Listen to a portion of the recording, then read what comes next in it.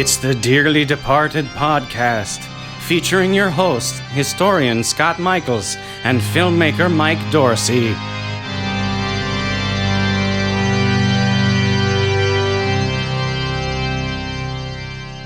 All right, welcome. It's another edition of Dearly Departed podcast. I think this is episode 32. The lucky number 32. Yes, and I'm Mike Dorsey. And I'm Scott Michaels. And this is Dearly Departed. Welcome. How's it been, Scott? Good. It's been good. It's been cold here in Palm Springs. It goes down to actually down to the 30s. It went one night. So it's been wow. Cold and windy here for the winter. But, yep. But we had a 91 degree day the other day, so it's all getting back to normal. Oh, that's nice. I went to LA a couple of times since we spoke last. And a couple of days ago, I met up with my friends, Trey and Jaws, and we went to Omen's. We went to see David Omen, stopped up on Cielo Drive. Yeah. And how's he doing? He's doing very well. He's in David Omen form.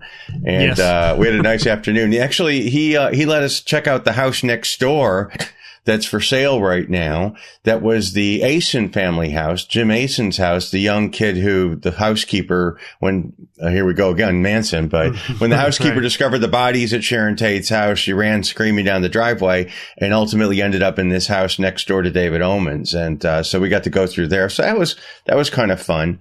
And, the curse of Benedict Canyon continues. I went up to look at Jay Sebring's house and got, up to his driveway and got into an accident. So that wow. What? The first, it wasn't any big deal, but it was the first any kind of car issues I've had, in many, many years that were, an accident, a bump. But, but the curse continues. Just think of all the times that you've driven tours up there. Do you know? I think, have we talked about this at on the anniversary, the day of the anniversary, the 50th anniversary, my van caught on fire on Cielo Drive. Did we ever talk about that? Yeah. No. It was, the 50th anniversary was crazy. The Tarantino movie was coming out. So I had a lot of involved with a lot of that energy with that. I had, Deborah Tate was I was on her list of people she wasn't fond of that week because we had a 50th anniversary thing and it was a celebration of the 60s. The whole thing was like anti-murder. The night of the anniversary, we had this event at Raleigh Studios and we had friends of Sharon's come to speak. Well, it didn't matter to Deborah and it doesn't matter. But anyway, I had that kind of energy aimed at me. David wanted us to come up big time, wanted us to come up. And I had like 3 tours going on that day. And I had maybe 75 people come from all over the country. It was just a stressful, tense day. Someone I know who is very in tune with psychic things told me, don't go up there. Whatever you do, don't go up there. And it was just a crazy day. And on the anniversary, we went up there with a group of people and my car caught on fire. And my van, which every 30 days, my vans are, serviced and right. double checked by mechanics. And you have to check the vans every day to make sure all the belts are there and the fluids are there. And bam, my van caught on fire on the anniversary. So Cielo Drive, say what you will, but I will. Well, speaking of anniversaries, we just passed the 75th anniversary of the Black Dahlia murder. It was a couple months ago. This is amazing. And I barely saw anything written about it, which is kind of weird. It's funny that would have happened with the Tate thing, the Manson thing, if not for the Tarantino. I'm sure those people would just kind of eventually fade away. I mean, it's a different time in that there's a lot more information to consume from those, the victims of 1969, whereas Elizabeth Short died in 1947, was it? Yeah. 47, I think. So it was, 47. So there's not a lot of media at that point. We have still images of her and sure. So that has a lot to do with it, I think, but largely getting to be forgot, the Black Dahlia. It's a little weird. Interesting. Yeah. Coincidentally, you posted a story that the John Soden house, which was Hodell's house, was broken into recently. Apparently there was a robbery. Yeah. The one that Steve Hodel claims his father killed the Black Dahlia in this architecturally significant house in Hollywood. Frank Lloyd Wright, or Lloyd Wright. Frank Lloyd Wright's son. Yeah. It's a cool house. I got to go in it once.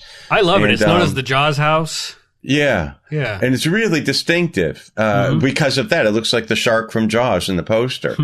But the thing about Hodel is that he said that his father killed him in that secret room. Have you been in there?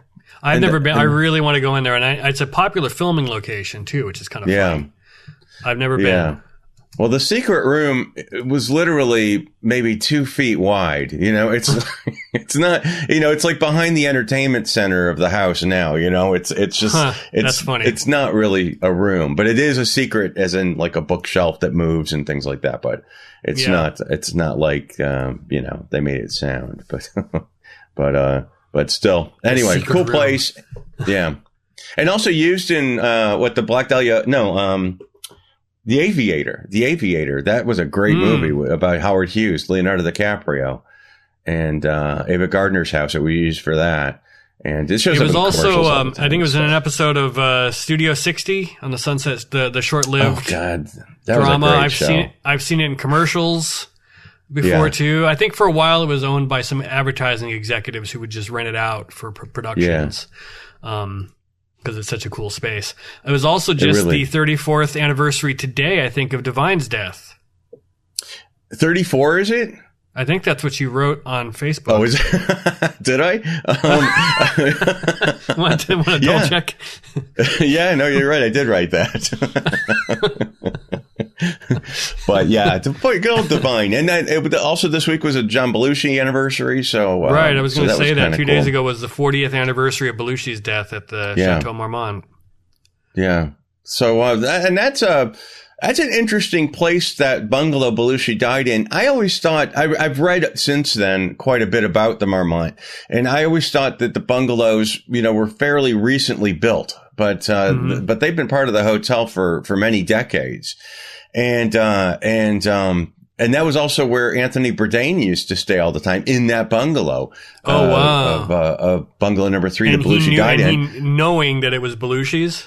Probably.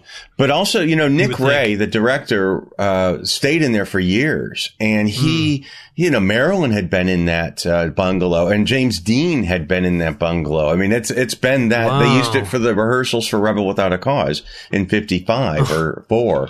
So, it's got a lot of a really cool history to it that I didn't know until fairly recently. But the Marmont's God, I love that place. I love that place. I got to meet somebody I've always wanted to meet the other day, too. Very exciting. Do you know who Mary Woronov is? That name sounds very familiar, yes. Mary Woronov she was in the Warhol factory, back in the early 70s. And she's a really distinctive look. She's one of those androgynous people. Mm-hmm. I got turned on to her from Rock and Roll High School. She played Miss Togar, the principal in Rock and Roll High School, which is how I got turned on to the Ramones too. Mm-hmm. But she's been in a ton of Corman movies as well. Hollywood Boulevard, Death Race 2000, and Rock and Roll High School. But anyway, she's an artist, and I've wanted to buy one of her paintings forever. And then, I figured one time I ran into her at my supermarket. And I was like, I couldn't even speak. I was so excited. I was like, you're you. Oh my God, I love you so much. But anyway, she was doing an art exhibition, and they showed Eating Raoul. That was the movie that she did, that made her kind of, big in the cult circuit, what started it. And, they showed a screening of that and an art exhibition. I bought one of her paintings. And then, in a couple of weeks, she's doing a Rock and Roll High School screening. So I'm very excited about that. So Mary Woronov, that was a cool thing to actually, I loved meeting her. That was neat. That's I was awesome. Really excited. I couldn't even, it was one of those people that, there aren't that many people I want to meet. And I've met some cool people too. I don't want to sound, I don't care. I do care a great deal, but she was somebody I really wanted to meet. So I was excited. Right. That's awesome. I wanted to promote I just discovered this Twitter account. I put it up on our Facebook. It's called Daily Laurel Canyon. Oh, yeah? And it's entirely dedicated to the Laurel Canyon music scene of the 60s and 70s. And it's really fascinating. I think it's a fairly recent account that just launched. I don't know the person who runs it. I just came across it. But they've been posting tons of content, photos, videos, music, everything covering that whole history and some decent write-ups on stories. Is it on Twitter? Yeah, it's Twitter. It's a Twitter account called Daily Laurel Canyon. Okay. I'll have to definitely really check cool. that one Seems out. like a cool person running it. I wanted to promote that. I have no ties to it, but I thought it was really cool. I stopped at the Canyon Country Store when I was there. Oh, right on. And oh God, you know what that place is like. I just get so excited when I'm there because it's oh my God, it's such an unassuming place. Right. And it's got so much cool history. I was just they sell wine there occasionally, Laurel Canyon wine. But whenever I go there, I ask if I can use the bathroom. And they're really nice there. And they say, yeah, sure. So they go to the back of the store and you go down these stairs to the bathroom, which is actually under the store. Oh, wow. And they say that Mama Cass lived there, and that's just not true.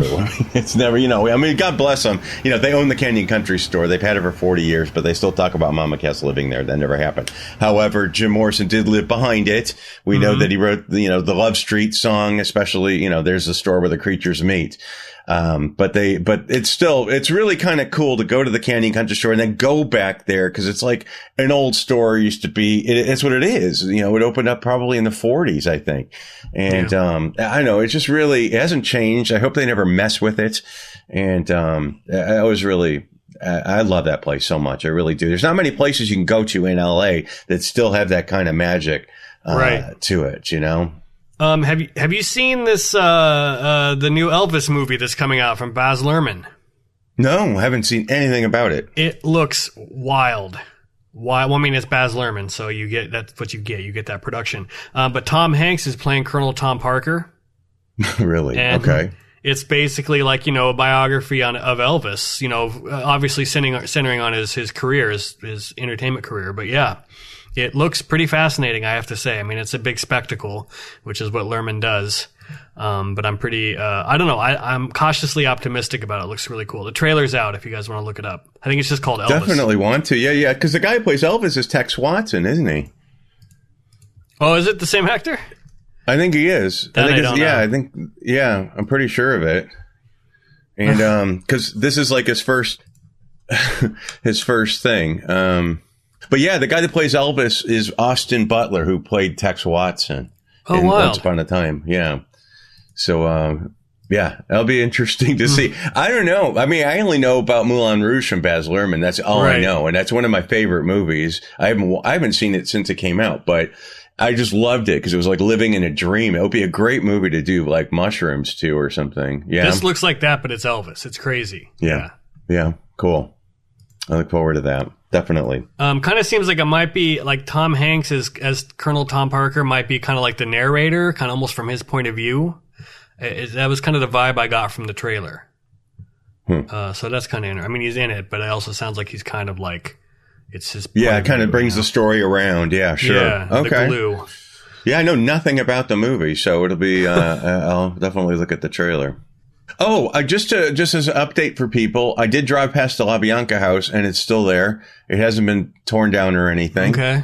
I stopped at the Monastery of the Angels, which is that monastery that's in the center of Hollywood, which has been there since the 20s, or at least the monastery, that cloistered bunch of nuns have been there around since the 20s. They're still there because that's supposedly been sold and they're on a month-to-month lease now. So just the fact that there's a monastery with cloistered nuns in the middle of Hollywood is just crazy. But they're still there. I stopped at the El Coyote and saw our friend Billy, and that was kind of neat. I was there for one day with I said my friends Trey and Jaws, and we packed a lot of stuff in, and so it was a good day. Good to be back in LA. Good to be back home too. I was away from LA for a few years, and it was always like more special when I came back to visit LA for a weekend or whatever. It always made it. I don't know. It was always like more special. It seemed like to go around and see the places because you don't see them every day. Yeah. I don't know. I agree because you can't pack everything in and you want to go, you drive past stuff, you go, oh my gosh, I want to do that. And so maybe it makes you, leaves you wanting more. All right. Do we have any hate mail? Hate mail. Lots of hateful comments, but nothing really creative, except for one, which is kind of funny. There's a Find a Death on Facebook. We have the Dearly Departed podcast. And also there's a group called the Death Hags, Friends of Dearly Departed Tours, I think is what it's called. And my friend Jane Osborne and Doris Cook, they both moderate it. It's 100%. They're in it. They're the ones who approve people, et cetera, et cetera. And I rarely hear anything about, I'll pop in and stuff, but I don't really get involved with it too much. But anyway, somebody suggested or wrote to me this exchange. Well, it isn't an exchange because I just ignored it to begin with. And I guess that was the problem. So somebody said, would you be so kind to add me to the Dearly Departed group? No, I didn't say, because I don't do that. It's not up to me. So I ignored it. And then the next message, fine. I will answer your questionnaire, which is beyond annoying and aggressive and doesn't ensure true fans are the ones applying. Okay. So go. And then I get another one saying, hello, I answered the questionnaire and have not been accepted. All right. So, okay. Today. Seriously, who the fuck are you to ignore my It escalates so fast. I know. Seriously, who the fuck are you to ignore my messages and my application to the group, you ugly, unfuckable loser fuck? It's like, okay, we'll step away. Step away from the keyboard. We're all a little stressed, all right? It's okay. Just let them in. Rarely do I laugh out loud at nasty comment. I know I usually do laugh out. Somebody's failed the questionnaire. You unfuckable fuck. That's really good. I'm going to have to remember that one, seriously. That was good. That's awesome.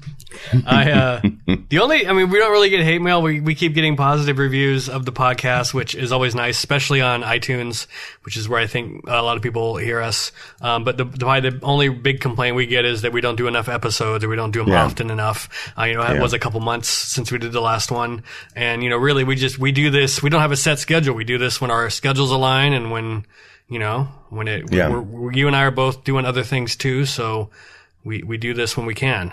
Yeah. And we also do the special Patreon episode that, it's confusing to people because I have my own Patreon page for Dearly Departed YouTube. Right. And then we also have a Patreon page for this. On the podcast Patreon page, exclusive for the podcast, you get another episode, for exclusive to Patreon. So we do, that's easily 60 to 90 minutes worth of, content for the bonus episodes. And we just did another one of those Patreon episodes, 10 days ago or something, like a week and a half, 2 weeks ago. So when I post this to YouTube, directly below this video will be a Patreon link to the podcast Patreon episode. So this is solely for the podcast and solely for our Patreon only episode on the podcast. I just need to make that clear because it confuses me, and I don't want to be insulting to the people who are already supporting, our page or my page. So that's.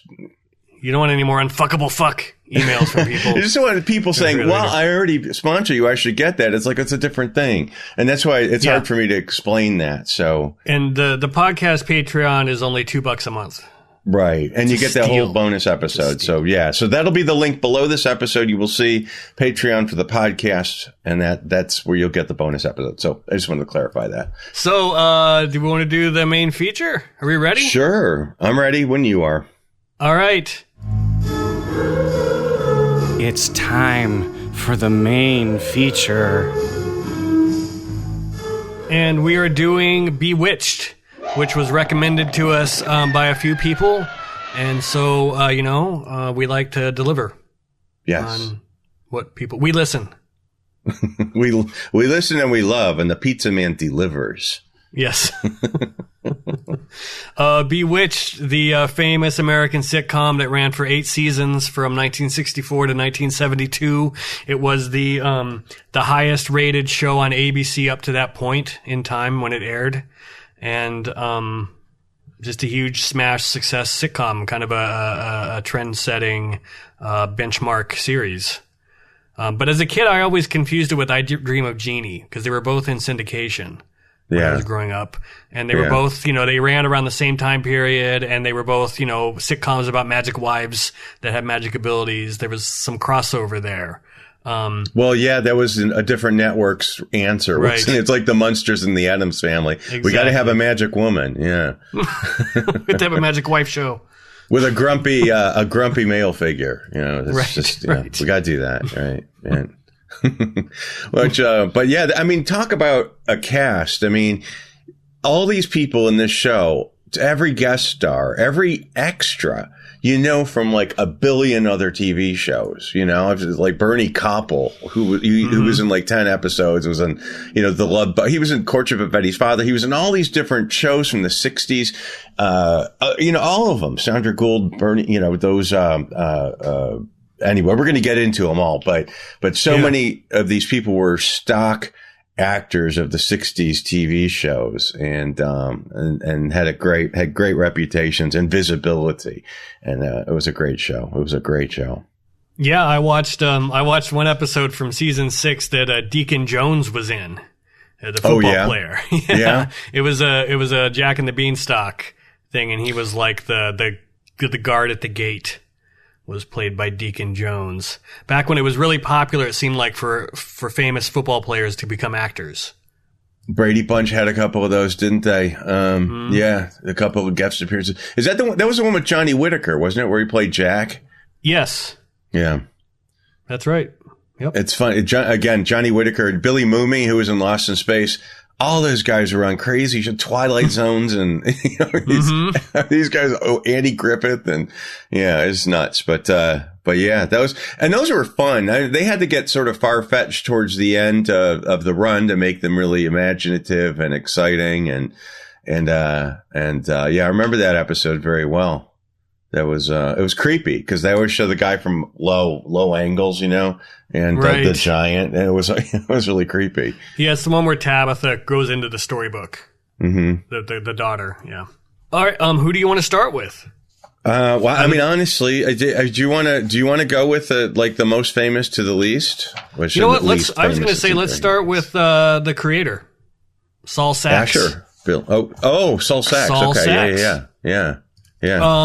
He was the creator, and what's really interesting is he wrote the pilot, and then he never wrote another episode. Oh, interesting. I didn't know that. All done. Send me the royalty checks. I'm rich for life. Isn't that fun, man? Who knew, too? He said that he was like it wasn't really an original idea. He was inspired, quote, by 1942's I Married a Witch with Veronica Lake and 1958's Bell, Book and Candle with Jimmy Stewart and Kim Novak. And Sacks started out as a radio writer. And what's really interesting is when we talked about Lucille Ball, and we did our whole I Love Lucy episode. His first sitcom writing credit after he had written for radio for years was writing the television version of My Favorite Husband, which Lucille Ball starred in the radio version. It's what kind of gave her a chance to go into television. And they wanted Lucille Ball to do a TV version of My Favorite Husband, and that's when she was like, only if Desi can be my husband. And that's when they were like, nah, and then ended up doing I Love Lucy instead. And My Favorite Husband ended up still getting made, just with different cast. And Sacks, the creator of Bewitched, was a writer on that show. It was his first sitcom. I'm trying to think. I just saw that Ricardo's movie, and I think Saul Sacks is called out by name in that. That would be cool. I think he is called out by name in like the writer's room when they're negotiating that. But maybe. Yeah, talk about a guy. Yeah, a television icon. And it's funny because he didn't do that much else after Bewitched. He really was kind of like, well, I did it. I came up with my big idea. I'm rich. And he doesn't have a whole lot of credits after Bewitched. Because a lot of times, when someone creates a show like that, it's the beginning of a whole run of huge series, for the next decade or two. They're a kingmaker kind of in the business. And it seems like he was satisfied to just do that. He'd already been in the business for, 15 plus years. He had been a performer before then. So maybe he was just kind of like done. But he lived a long time, and he died on April 16th, 2011. He was 100 years old. Jeez. And he died from pneumonia. Wow. That's interesting. I knew that, because that name is iconic too, because it's such an unusual name. Right. So when the show used to be on, I was like, oh, that's a cool name. I like that name. Mm-hmm. But I'm surprised because I'm not belittling his career in any way, but I thought there'd be more to it than that, because his name is so iconic. And I'm not saying that's all he did, but that's like kind of the thing he's known for. And that was kind of the, So, since we just mentioned William Asher and I Love Lucy, we might as well mention William Asher. He was the director of Bewitched, which is interesting because nowadays in television, a lot of times episodes have their own. Each episode has a different director, or a director might direct half of a season or something like that. But he did, I think, most or all of the episodes of Bewitched. He directed, and coincidentally, he had directed 102 episodes of I Love Lucy. Oh, that many. Yes. That's really crazy? Interesting. Yeah. His TV directing years went back to the early 50s, the early years of television. So it's really wild. He also directed a bunch of episodes of Bad News Bears series, Alice, Gidget, the short-lived Paul Lynde show that they did right after Bewitched, the Patty Duke show, et cetera, et cetera. Yeah, I was shocked because he did those, the Muscle Beach Party, Bikini Beach, How to Stuff a Wild Bikini. I mean, all those, beach films, were William Asher's. And there was one episode, one of those, How to Stuff a Wild Bikini, and Buster Keaton was doing those. Right. And they were pretty, he played this like pervy old man that was always, just lingering, a little bit too long around the young women. And, but in one episode, Elizabeth Montgomery plays a witch, his daughter, Buster Keaton's daughter in the episode, which is kind of fun. Yeah. Well, I was shocked to see, I watched those movies. I do see them a lot, and to see Bill Asher is still kind of surprising. And he passed away after, obviously a very long career in Hollywood. And he passed away on July 16, 2012. He was 90 and he had Alzheimer's. He had 3 kids with Elizabeth Montgomery. I mean, they were together for a long time. As I understand it, he had a drinking problem big time. And, another one of his wives was Joyce Bulifant, who was another 70s actress who played Gavin McLeod's wife on, the Mary Tyler Moore Show. She was married to him as well. And said it was rough. It was really rough to live with him during those years.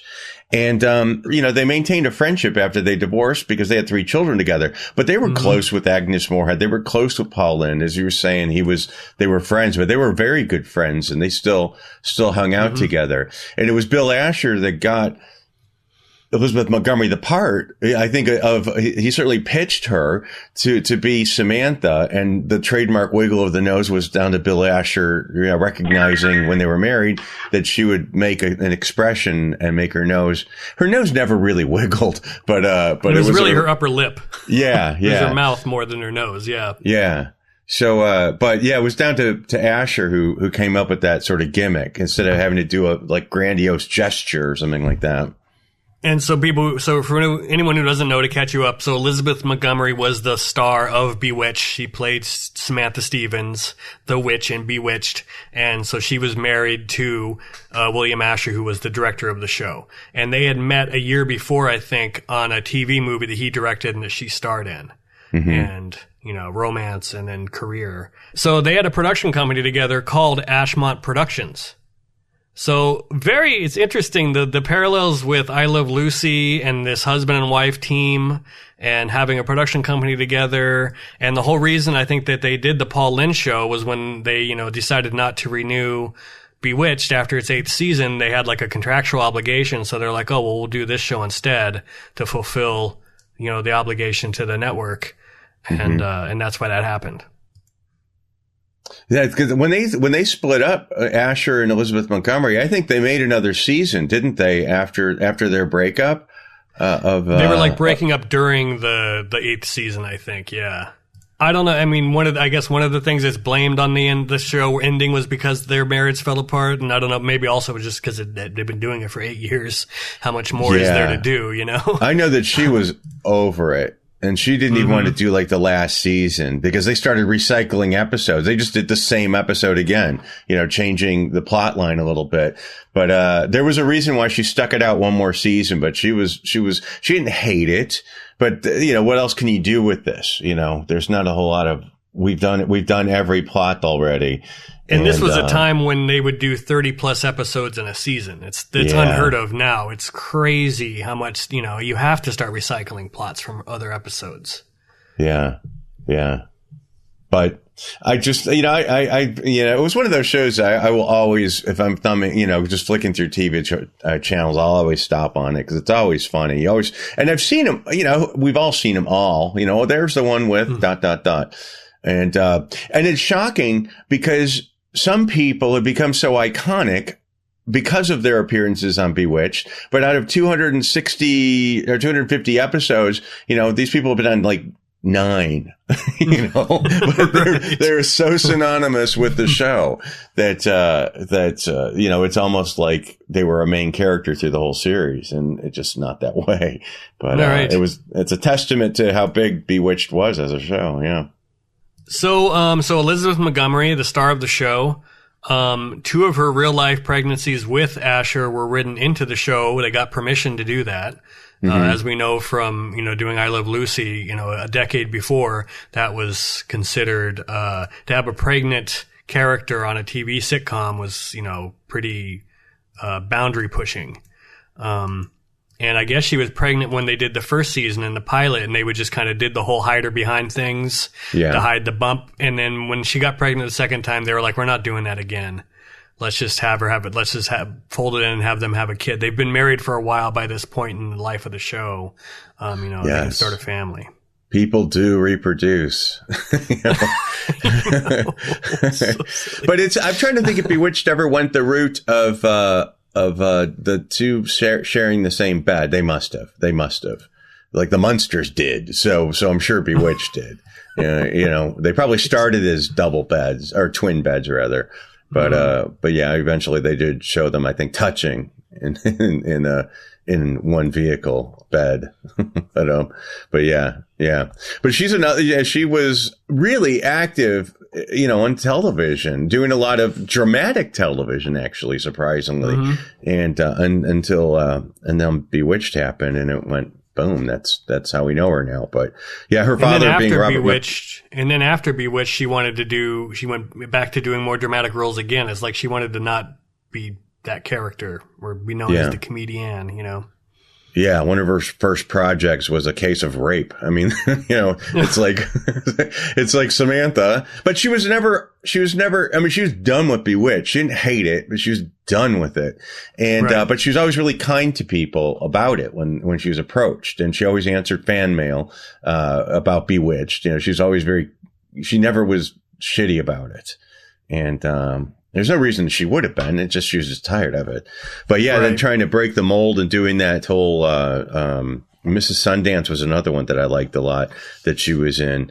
And she was married to Gig Young. Are you familiar with him? I know that name, yeah. Gig Young was another one of those actors that was in a billion different things in television and films. He was the original choice for the Gene Wilder part in Blazing Saddles. But he was supposed to be Charlie in Charlie's Angels, but he had a drinking problem big time, and he couldn't even be coherent about it. And so they were together. Elizabeth Montgomery and Gig Young were together from 1956 to 1963.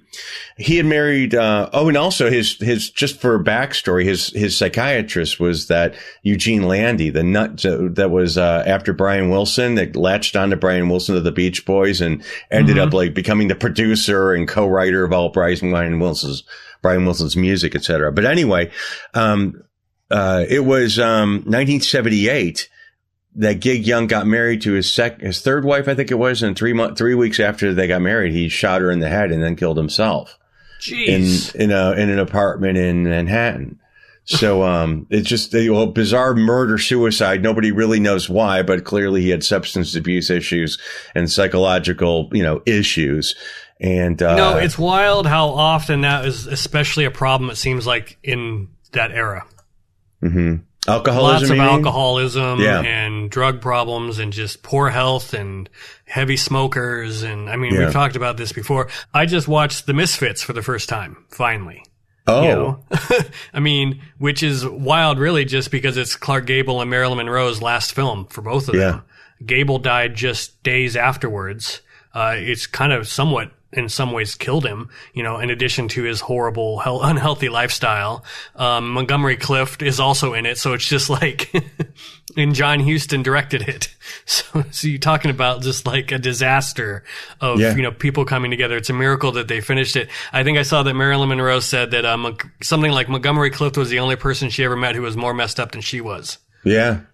Yeah, that's true. That did come. And the other thing was that her and Montgomery Clift, they say they recognized disaster in each other's eyes and giggled about it. You know, and that was another thing I did when I was in LA is I went to the telephone pole that Montgomery Clift hit. I made some video about that I'll be releasing soon that kind of destroyed his brain. But I saw you posted that photo and I recognized it. Yeah. That was cool. But so, very, very interesting.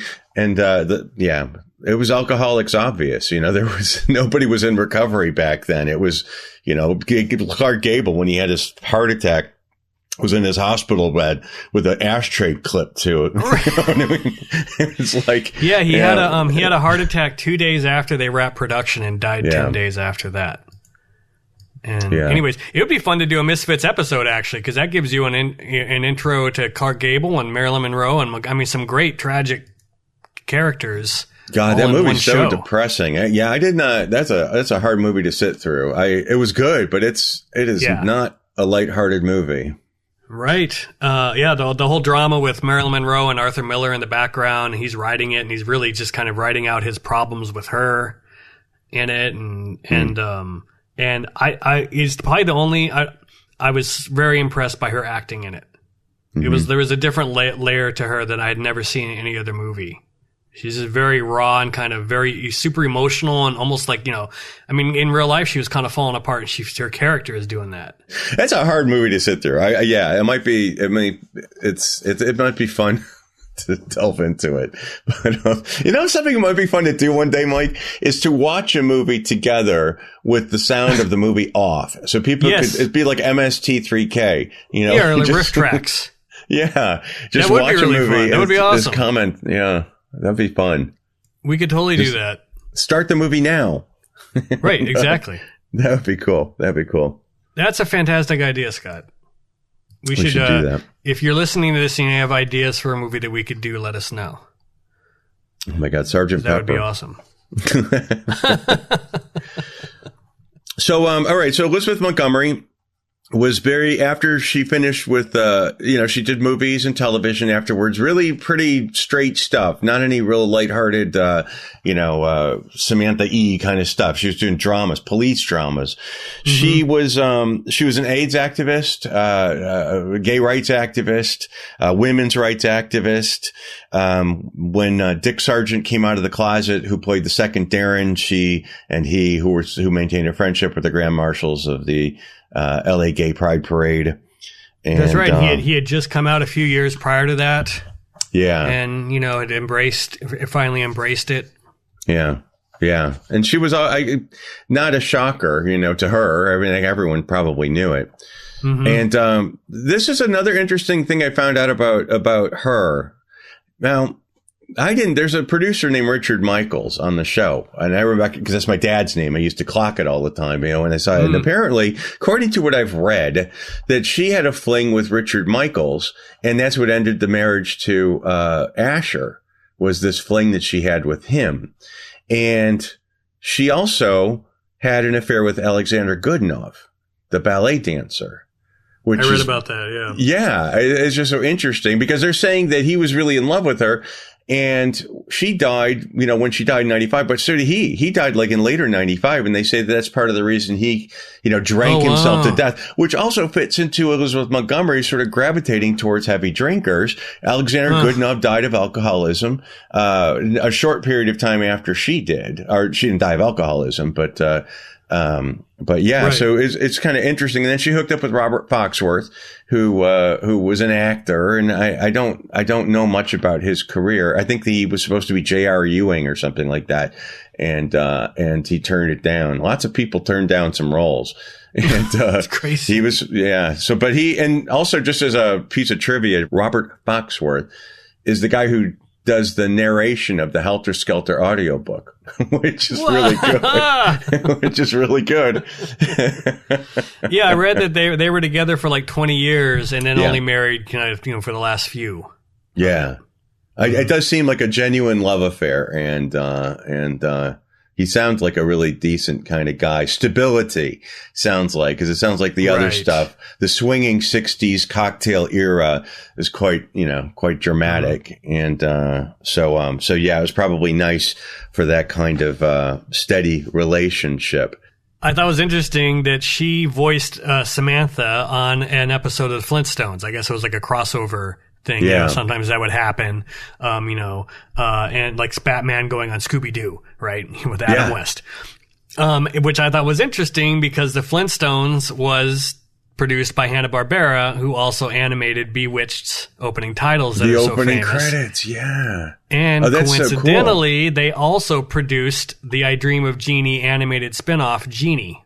Oh, with Babu, the big guy in Yapple Dapple, that that's guy. Right. That's right, yeah. Yeah. Right. Wow. Hanna-Barbera's got their fingers in all of this. Yeah, they totally do. Yeah, those are some iconic credits, the opening credits. That's so cool. Hanna-Barbera, that's very interesting. Well, and we would be remiss if we didn't mention that, Bewitched has like one of the most famous opening sitcom theme songs ever. Yeah. One of the most instantly recognizable, even if you aren't from, of that era. Yeah. It's funny because there was an album that came out of TV show theme songs a couple of years ago.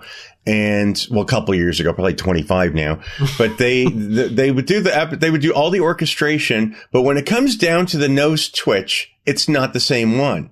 They use like the xylophone or something. Oh, really? And then on the soundtrack, but then you watch it on the Flintstones, and it's not the same thing. It's not the same noise that she made when she twitched her nose. Huh. And the same with that How to Stuff a Wild Bikini. They show her doing the nose twitch, but it's not the same noise. And it's like disappointing when you don't hear the same noise, It's like, well, would like the sound department of Bewitched not loan the Foley sound effect? That's got to be it. That's the only way I can explain it, because they were left on their own to come up with their own sound. Yeah, I mean, but like the Bewitched thing on the Flintstones had Dick York, and they were the animated characters. So there's it can't be that copyrighted. She was a witch, on the show. So they had to let it go. But for some reason that noise, and it's very disappointing when you don't hear that noise, that the right one, you know what I mean? That's my ringtone. That's one of my ringtones is the Bewitched twitch. Another one of her other projects that she did a TV movie about Lizzie Borden. Mm-hmm. Where she played Lizzie Borden, the famous axe murder story. And, I guess, I assume that this is true. After she died, it was discovered that she was actually very distantly related to Lizzie Borden. Oh, really? Like a cousin, 6 times removed kind of a thing. Yeah. At a certain point, it's, you go back far enough, we're kind of all related, but yeah. Yeah, well, yeah. You know what I mean?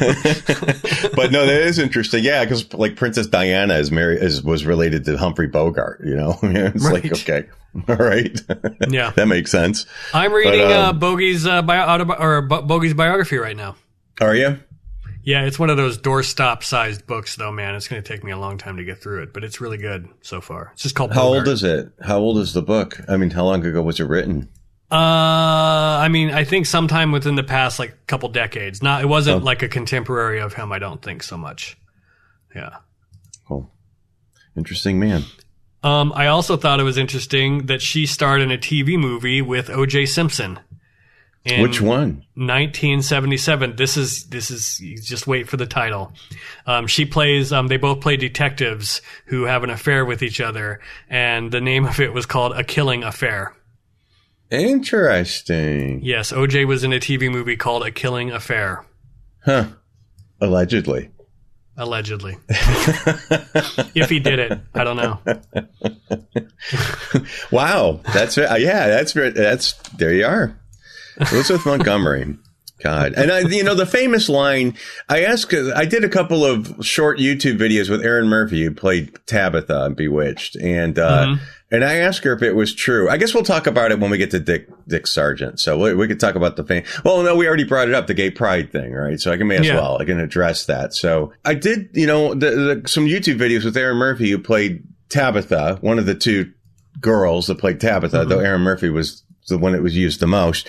And I asked her if this was true. Elizabeth Montgomery and Dick Sargent, the second Darrin, were the grand marshals of the gay pride parade in West Hollywood in 1992, because Dick Sargent came out of the closet and she wanted to show her support.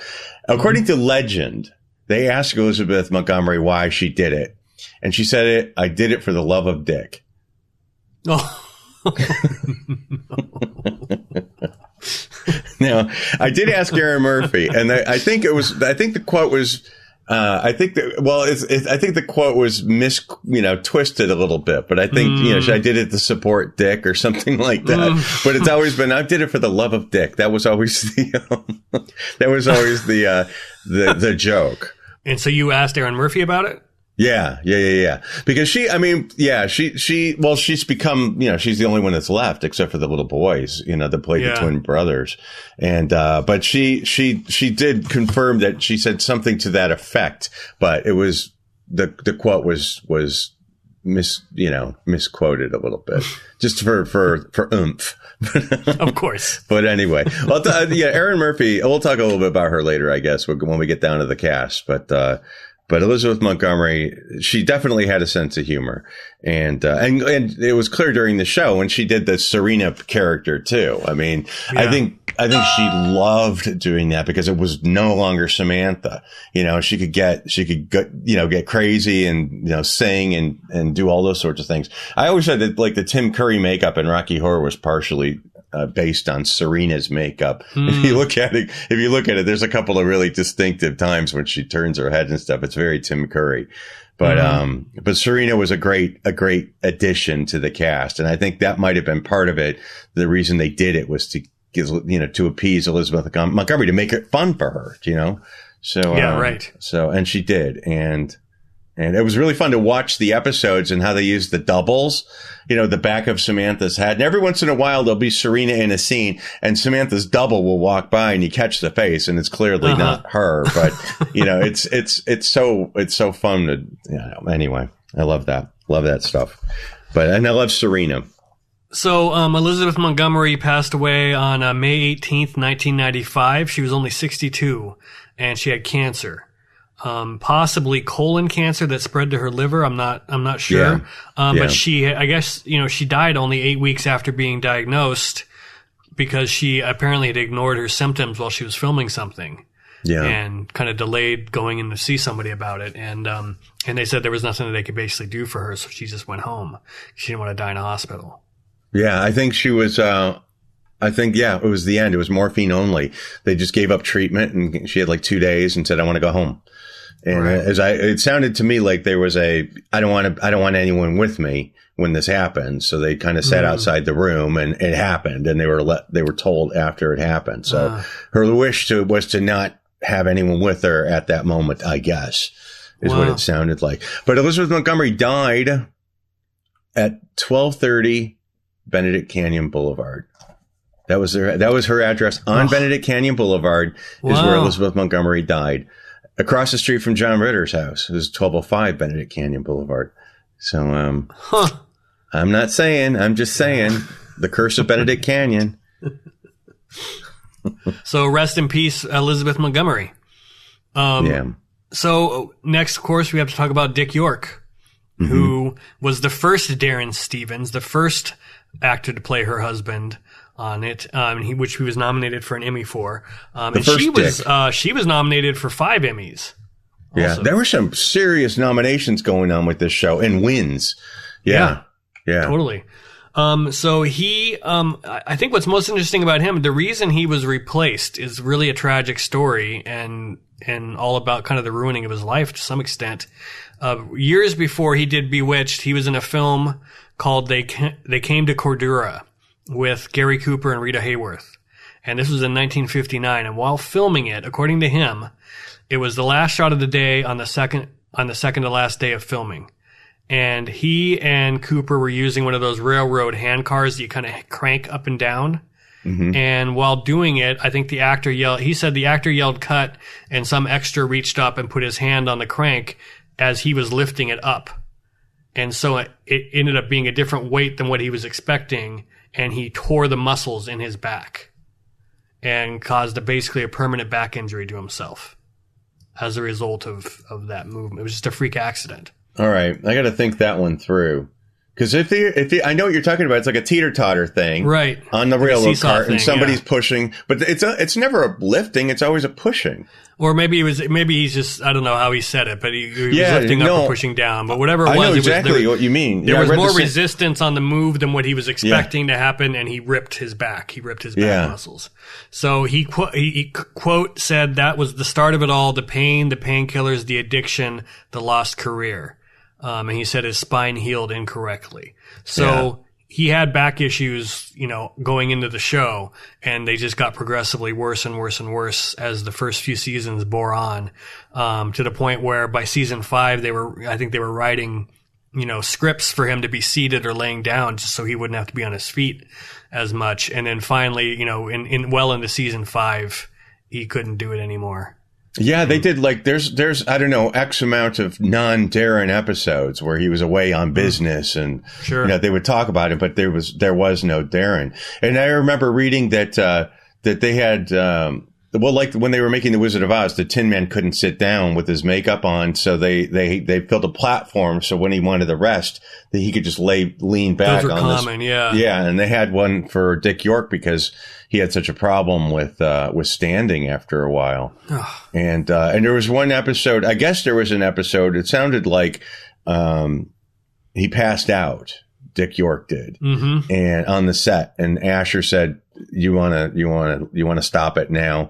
And I think it was like, do you want to stop this episode now? But it was an agreement that, do you want to stop being on this show now? And he was like, yeah, I think it's time. I think he was like climbing up on scaffolding or something for the show, and he had an episode.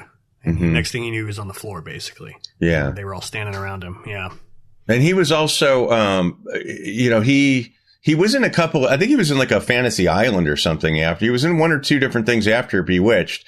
But he'd been married to his wife for 30 plus years, and the wife's mother passed away, and they went to Rockford, Michigan, and lived in Rockford, Michigan, for the last part of his life. And he was a 3-pack a day smoker, so he had emphysema. And I remember he would show up in interviews with this thing around his nose, and the most chipper, nice, not morose, because I think they were on welfare for a while. Dick York was. I mean, he was on an oxygen tank at the end. Yeah. Yeah, because he was making only like $4,000 a week for Bewitched per episode, I think it was. But I don't know, residuals and royalties weren't a thing yet. I don't think so much back then. Right. And so he ended up spending his last years in Michigan, and he was an activist. I mean, I remember he used to be a frequent guest on this show that I used to listen to, this Johnny B radio show in Chicago, and he'd raise money, or he'd donate sleeping bags to homeless people, and he'd raise money to feed homeless people. And I remember there was a thing, this is probably not on your radar at all, but there was a thing in the 80s. There was some whales trapped in the ice, and I forget where this was, near the North Pole in Alaska or something like that. But it was they had the world's attention for a while, that there was this little hole of ice and these whales were trapped there and they couldn't get them out. And Dick York was a big, proponent of raising the money to get that done. So he was, for being a guy that was down physically, big time down physically, remained really optimistic and active in causes. That's pretty. He didn't let it bring impressive. him down mentally and emoally. Yeah. And he also kicked his drug habit. Supposedly, he went cold turkey for like it took him 6 months. Yeah. Of, torture and agony, basically, to kick the painkiller habit. But it's great. $4,000. You said $4,000 a week or an episode? 4,000? An episode. Yeah. I just looked it up. That is $34,000 today. It's not, back then it was a decent amount of money. Yeah. It's just, I think a lot of these guys, or these actors, they just didn't, I don't know if they had bad business management or they just didn't put the money away, or maybe in his case, his career ended before he planned on it ending. So that was the problem. I don't know. They never do plan. They just spend it. Yeah. He had a house. I know the house that he had was on Scenic, right off Beechwood Canyon. So it wasn't like a crazy, mansion-y house. It was right off, like, Franklin, right above Franklin. Sure. But yeah, I guess that was it. But that was like Bela Lugosi, here's your your 50 grand for being in a show. The end. You know what else? It also, if he had drug and medical issues, that's going to suck up a lot of your money, obviously. And it wasn't in syndication, until much later. So, yeah. But he was everyone's favorite Darrin. Everyone pretty much thinks he was the best Darrin of the two. Yeah, it seems like people, at least the fans, did not like Dick Sargent as much in the role. Which is ironic because Dick Sargent was offered the role first and refused it. And turned it down. So Dick York passed away on February 20th, 1992, only 63 years old from emphysema or complications from emphysema. Yeah, he's buried in Michigan, too, which always really surprised me. It's like, Michigan? But yeah, that's where he is. So You're from Michigan. I know, but he's on the other side of the state. But I'm not going to be buried there. Well, I do have a grave in Michigan, too. But the Dicks, though, both of the Dicks were really... I used to hate the fact that they wouldn't let her use her witchcraft. I used to hate that. It's like, how fun is that to have somebody around to do that? And he's always, and Agnes Moorehead, man, both on the same team. Yeah. Remember her mom? That was her mom's constant gripe. Was she didn't about the witchcraft? Yeah. Yeah, that she wasn't allowed to use it. Yeah. So Dick Sargent replaced York after York had to leave for the health reasons to play the husband, Darrin Stevens. And to your point, he originally turned the role down to begin with. So he was originally their first choice. So it makes sense they went back to him when they needed a replacement. And he was born into an entertainment family. His mother was a silent film star, bit parts, and his father was a business manager in Hollywood. Was Douglas Fairbanks' business manager, and Eric von Stroheim. So he was born into a connected entertainment family, which I'm sure didn't hurt. And he was in Operation Petticoat with Cary Grant, The Ghost and Mr. Chicken with Don Knotts. That's got to be our Halloween episode this year. That has got to be. Chicken. Oh my God, it's one of my favorite movies in the world. I love that movie so much. And all the characters from Bewitched are in it, That would be great. All those I extras. love Don Knotts. Oh my God, I love that movie so much. That should be our live watch. That should be we should watch that. That would be great. I loved The Incredible Mr. Limpet when I was a kid. I thought that was like one of the best movies ever with Don Knotts. So I'm all on board with it. And he was also in Live a Little Love with Elvis, bringing things back around full circle to the beginning. Interesting. Guest appearances in tons of shows, like what we've been saying. He was in coincidentally, he was in I Dream of Jeannie, Ozzie and Harriet, Three's Company, Charlie's Angel, The Love Boat, Taxi, Different Strokes, Murder, She Wrote, LA Law, et cetera, et cetera. You look at the stuff he guest starred in, it's like almost every show from the 70s and 80s. Yeah. So I'm thinking it was surprised. And in fact, I got the movie out, so I'm going to watch it later on. That he was in Hardcore with George C. Scott, which is this movie. It was in '79 where George C. Scott finds out that his daughter was in a hardcore porn movie. And the whole idea is this noir, thriller kind of movie, drama movie. And I'm like, Dick Sargent was in that. I forgot. So I'm going to watch it again tonight just to see. But they're saying that was one of his, dramatic roles, which I'd never even know he did because he's always been that same guy, whenever you see him. Do you know what his birth name was? No. Darrin. What? No. His birth name, because Dick Sargent was a stage name. His birth name was Richard Cox.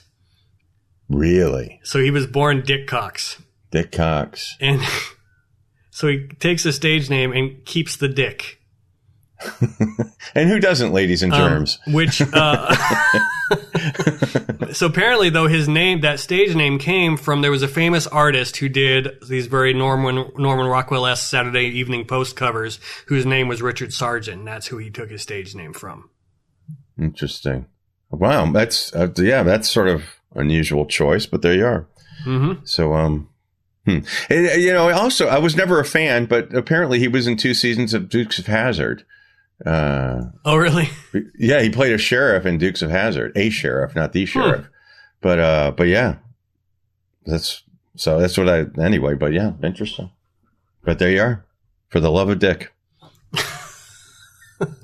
So he came out in 91, and I think he'd had one former partner who he never revealed, who had died in the 70s, I think, from some health issues, and then was with someone else for a long-term relationship when he died. Yeah, I know that there was, when he was towards the end, I think they were assuming that he was AIDS related because he had lost so much weight. And that just wasn't the case. Not that he needed defending of that, but it just wasn't. Right. I think he went public with the prostate cancer, but everyone thought, because it was at the time, it was relevant. And his quote about it, and he died just, 3 years after he came out. So it would have been, it's definitely on his mind that people would be thinking that. His quote was, "I don't have AIDS. I am HIV negative, but if I did, I would wear that badge as proudly as everybody else who has it." Mm-hmm.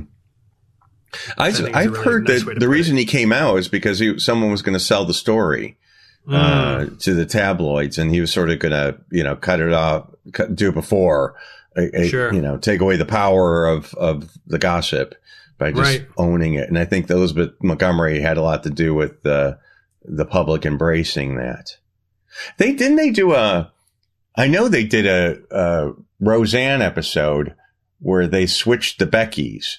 They did a Roseanne reunion, and it was literally a Bewitched reference about the Darrins, and I forget what it was, but interesting. Anyway, it was exactly the same thing. The Beckys and getting rid of the Dicks, or switching the Dicks. That will never get old for me.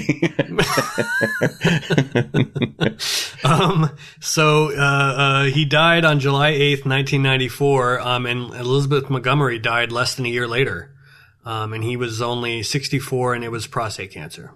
Oh, gossip, though. I've heard a rumor, alleged, no, this is not a fact. I heard that Dick Sargent and Tony Perkins had a thing going on. Oh, interesting. Yeah. That's the goss. Wonder what Tab Hunter would have thought of that. Yeah, I wonder. So rest in peace, Dick Sargent. The Dicks, R.I.P. All right, the one and only Agnes Moorehead, who played Indora, Samantha's mother. Oh, hello, darling. Who had about as storied of a career in Hollywood as a person, no kidding, show business as a person could have. Starts out early in life as a principal player in Orson Welles' Mercury Players Theater Company. Stars with them in the radio show The Shadow, the famous, one of the famous radio shows ever. And then is his character's mother in Citizen Kane. And one of my favorite movies as a kid was the Charlotte's Web animated movie, and she played a goose in it.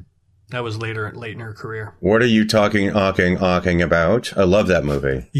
What are you talking about? TEERRIIFFI. I love that movie. Apparently, you talk about people getting tired of the show. She was not crazy about the show. Obviously, you look at what else she had done in her career, doing this kind of she referred to the scripts as hacky or like hack scripts, and come on, they were compared to what she'd done before. And she kind of took the show not thinking it was going to be successful, and then was kind of trapped by the show's success. Hated the scripts, but then, it made her more famous than she'd ever been before, and she got 6 Emmy nominations out of it. Yeah. I don't think she was ever nasty about it. I think like Elizabeth Montgomery, just bored with it. But she played along with the crazy makeup and the crazy outfits. And so I don't think because she was in almost every episode too, along with Elizabeth Montgomery, more than the Darrins, I think. She apparently had a contract where she would only be in 75% of the episodes. Oh. So that she would at least have some free time. Yeah. To do other things and not be doing this around the clock. Wow. Supposedly. But God, that's still a lot. So good. She is so good. She was so good. I mean, you know, it's got to be weird to be that accomplished. I mean, Hush Hush Sweet Charlotte and Sorry Wrong Number was another radio show, which is really good. Actually, that's on YouTube. And if you listen to that one's an insane radio show, with her. She was in The Conqueror, that famous film, it was Howard Hughes' film, I think, where with all John those people. Wayne? Yeah, with all those people died of cancer. They were filming it like where there were nuclear, atomic bomb testing and stuff. It's interesting. Like 41% of the crew got cancer after, during their life, the rest of their lifetimes after that. So it's kind of referred to as a curse, because supposedly they filmed near, nuclear testing sites in Utah. But it's also, I guess, it's been a little bit disproven, and the rate of cancer was not beyond what the norm would be for that many people, because 200 and some people worked on the movie, and 91 of them people got it. Yeah. But that's significant, though. Especially that was early on, too. I mean, those guys died, in the 70s. Agnes Moorehead and John Wayne died in the 80s, I think. And so they died young, a lot of them. Yeah. So, yeah, and it's much like a lot of things are attributed to it. So I'm sure there's some stretches in there for sure. But she was, and she had that, remember that Twilight Zone she was in with the aliens that landed? They were the tiny aliens. That was a good one. She was, a lot of these people were in good Twilight Zones. Magnificent Amberson's Dark Passage she was in. And also, now her family were really devout Christians. She was raised by an ultra Christian, like preacher family. And she had a ranch in Ohio, and eventually it's just unusual. Of all the places, she ended up being buried back in Ohio. Well, I'll show you.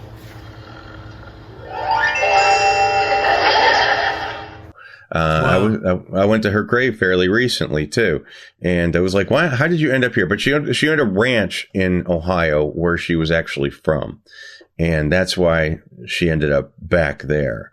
And there's the rumor that she was a lesbian, and that she had an affair with Debbie Reynolds. That's always been the rumor. Now, I knew a guy, there's a guy I know by the name of Bose Hadley who wrote a book called Hollywood Lesbians. And almost every woman that he spoke to basically admitted to him that they were lesbians, but they're all dead now. So there's no way you can prove it. But he said straight out that she was. I don't necessarily agree with that. And I know that, Debbie Reynolds took exception to that. Of course she would. But I remember Carrie Fisher, when Eddie Fisher wrote his book, his tell-all book, that Carrie Fisher, his daughter, said, I'm going to have my DNA fumigated after that because the book is so really vulgar. And he brought out the whole lesbian Agnes Moorehead thing that Debbie Reynolds had an affair with her. They were close, very, very, very close, but they weren't lovers.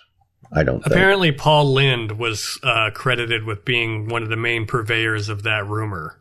He talked about it a lot. And I think at one point said the whole world knew she was gay or something like that.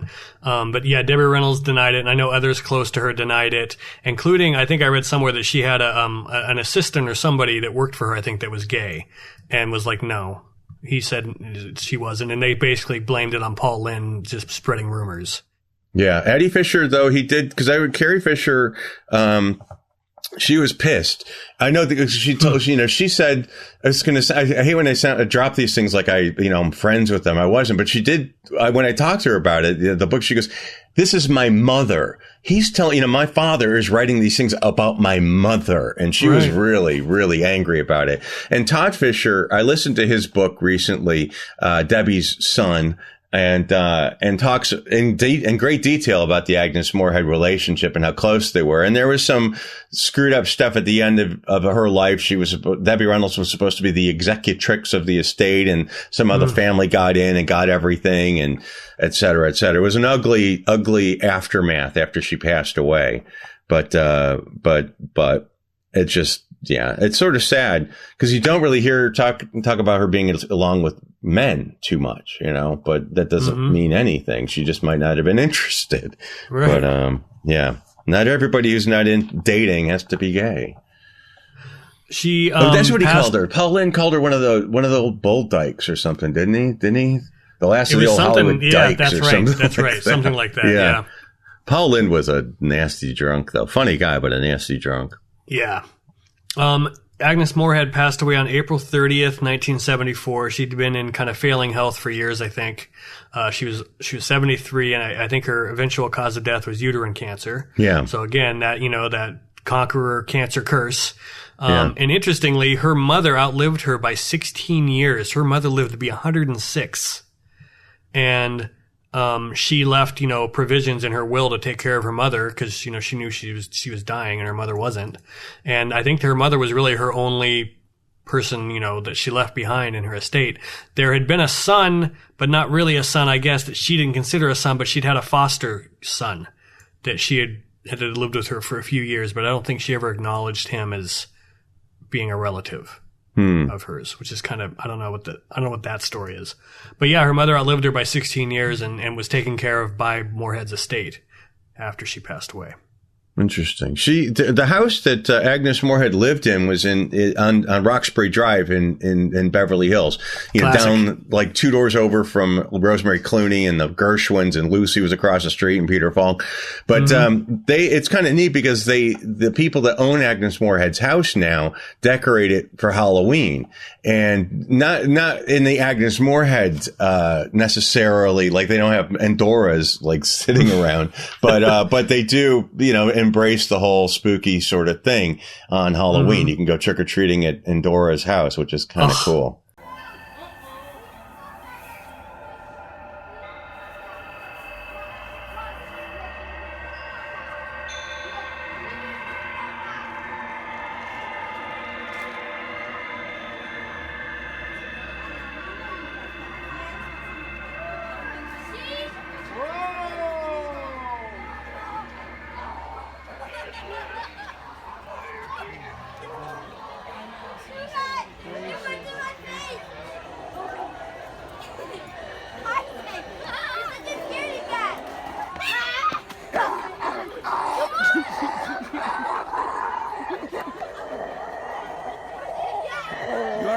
With this guy. Come on, go close. He's my boyfriend. He's looking good. That would be so awesome. Yeah. I like it when my people favorite get Halloween it. house is there's a house in Santa Monica in the nice neighborhood there in kind of north end of Santa Monica that they have a child's gymnasium in the front yard, which is kind of unusual, like one of those metal dome shaped ones, like what you would see in like a playground. And they put fake black crows on it, like the birds. Oh, how fun. Which I think is awesome. Yeah. That is cool. Have you been to that house in Santa Monica that they based the Bewitched house on? No, I've never even. I think it's on 18th Street, but it is the Bewitched house. It's mirror image. It's on a corner, 18th and something. But if you look at it, I mean, it's undeniable. It's just the mirror image, Oh, wow. I mean, it's like everything, the siding and the brick, but it's just from right to left instead of that. It's from left to right. It's kind of funny. Well, and coincidentally, the house that they used for all the establishing shots on Three's Company is in Santa Monica. Oh, really? If you ever look, it's a photograph that they use the same photo throughout the entire run of the show, basically. They just took a picture of a random. Somebody found it, though. It's down in kind of South Santa, kind of on the way towards Venice, not far in from the ocean. Yeah, someone has located. I mean, it's a house, even though it's supposed to be a stand-in for like more of a little apartment, garden apartment complex. But I think in real life it's a house. But yeah, someone found it. And then the Golden Girls house is just east of there in Brentwood. Oh, is that where it is? Even though it's supposed to be Florida, yeah. And I think the Golden Girls house is still there.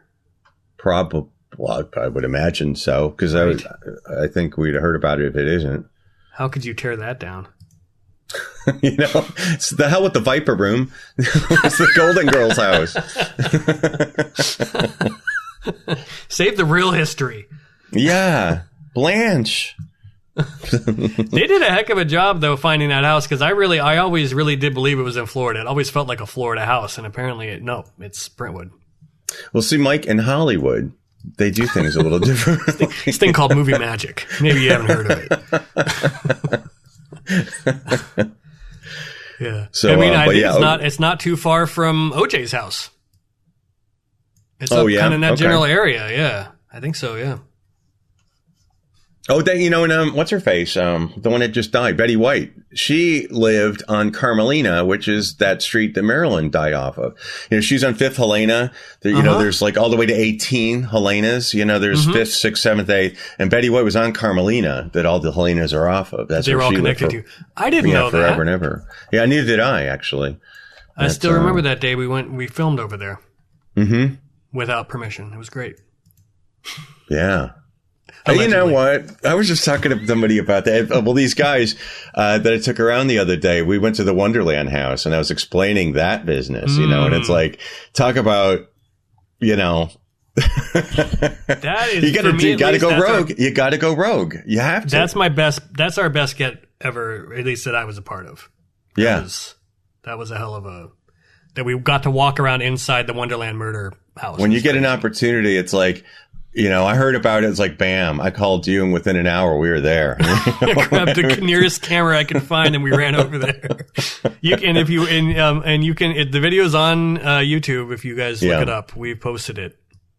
It's a classic. Yeah, it really. Not for the faint of heart, though. It does show dead people. So yeah. The fact that, well, we talked about that before, but we edited the original crime scene footage that still had the victims in it with the empty rooms when we were in it, and that was something. And it was famous for being the first time that like video tape footage was used to document a crime scene. I think. Yeah. Was that the actual crime? So yeah.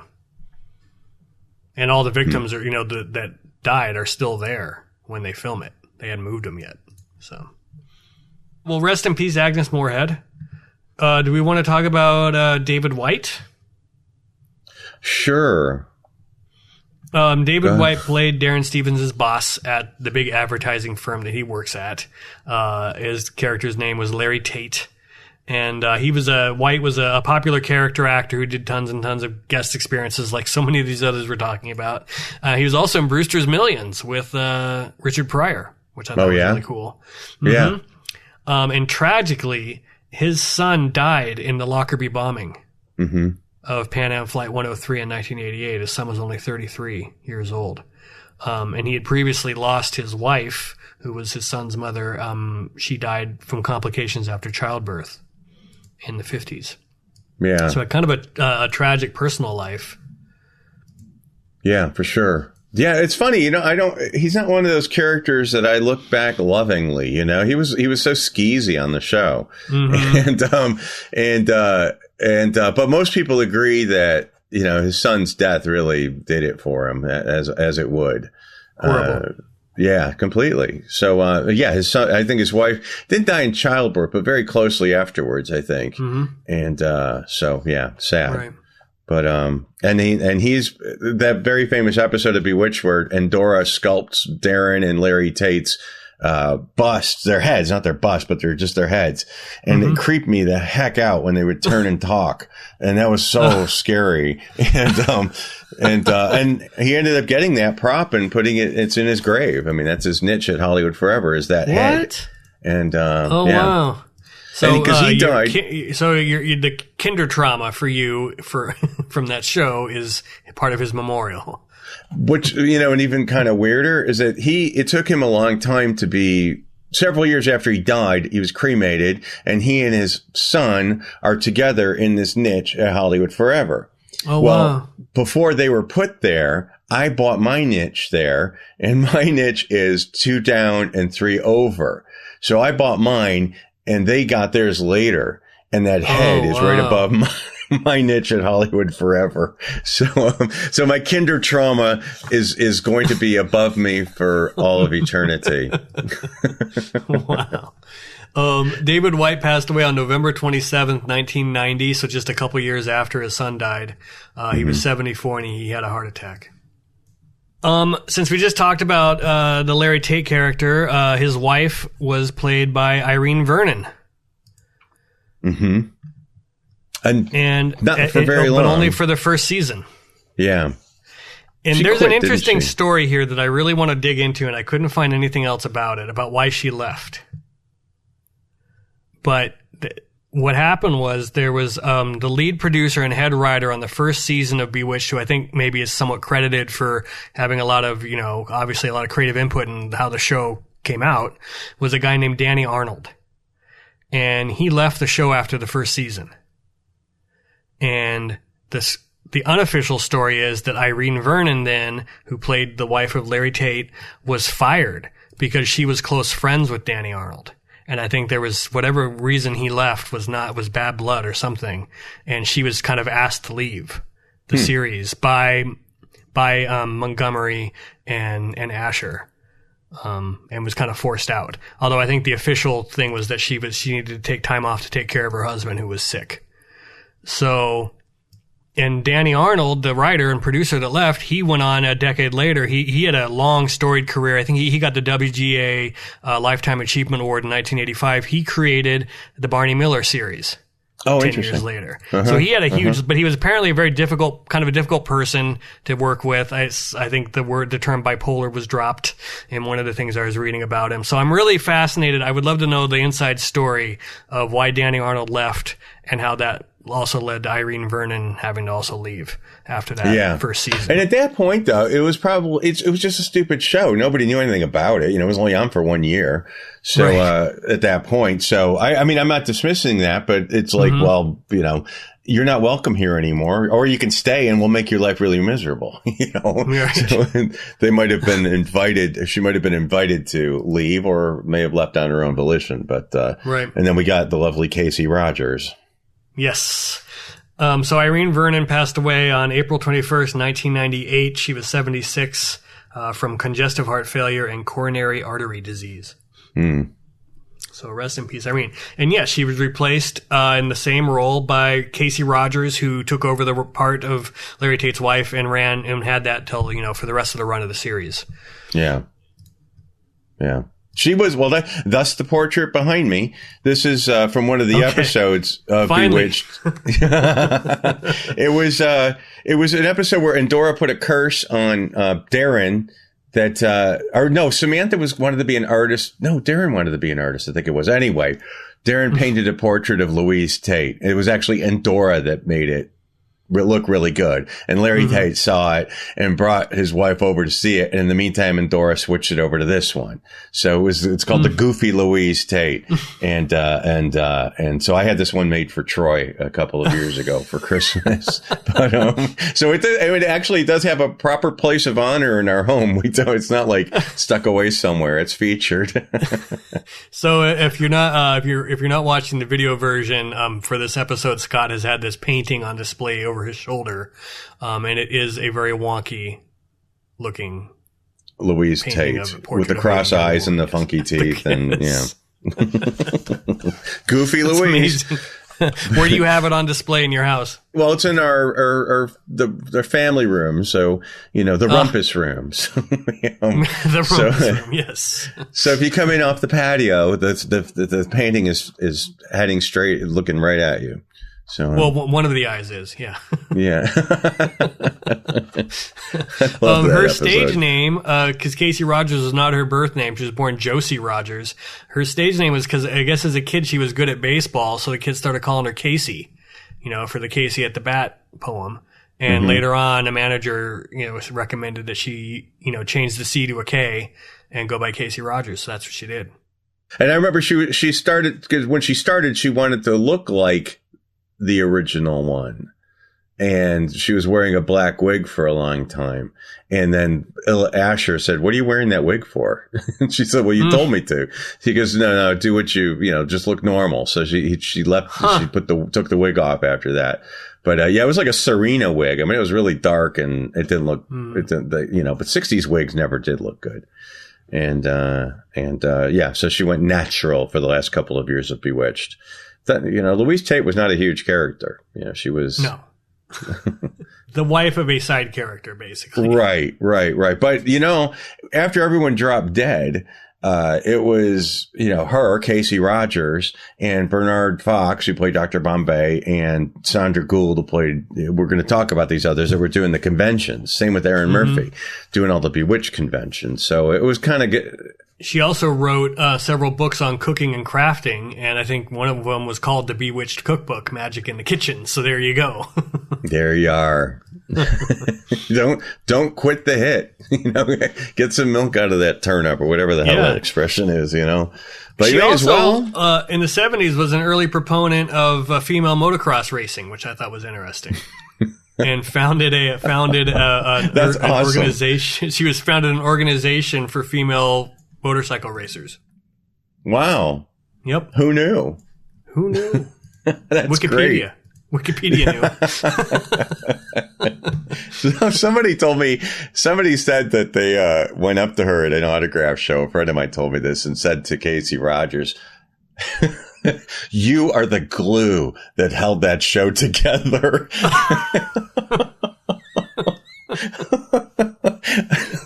And she was like, "Thanks." That sounds so terrible. It sounds so mean. I mean, she was people's best friend and stuff like that. So she was very into cooking and crafting, and she actually tried to get a crafting show going at one point that never took off. I don't know what that was going to be, but she would have been a hit on YouTube. Really, totally, yeah. But unfortunately, she passed away on July 6, 2006. She was 80. She died from a stroke, and I believe she's at Forest Lawn, Hollywood Hills.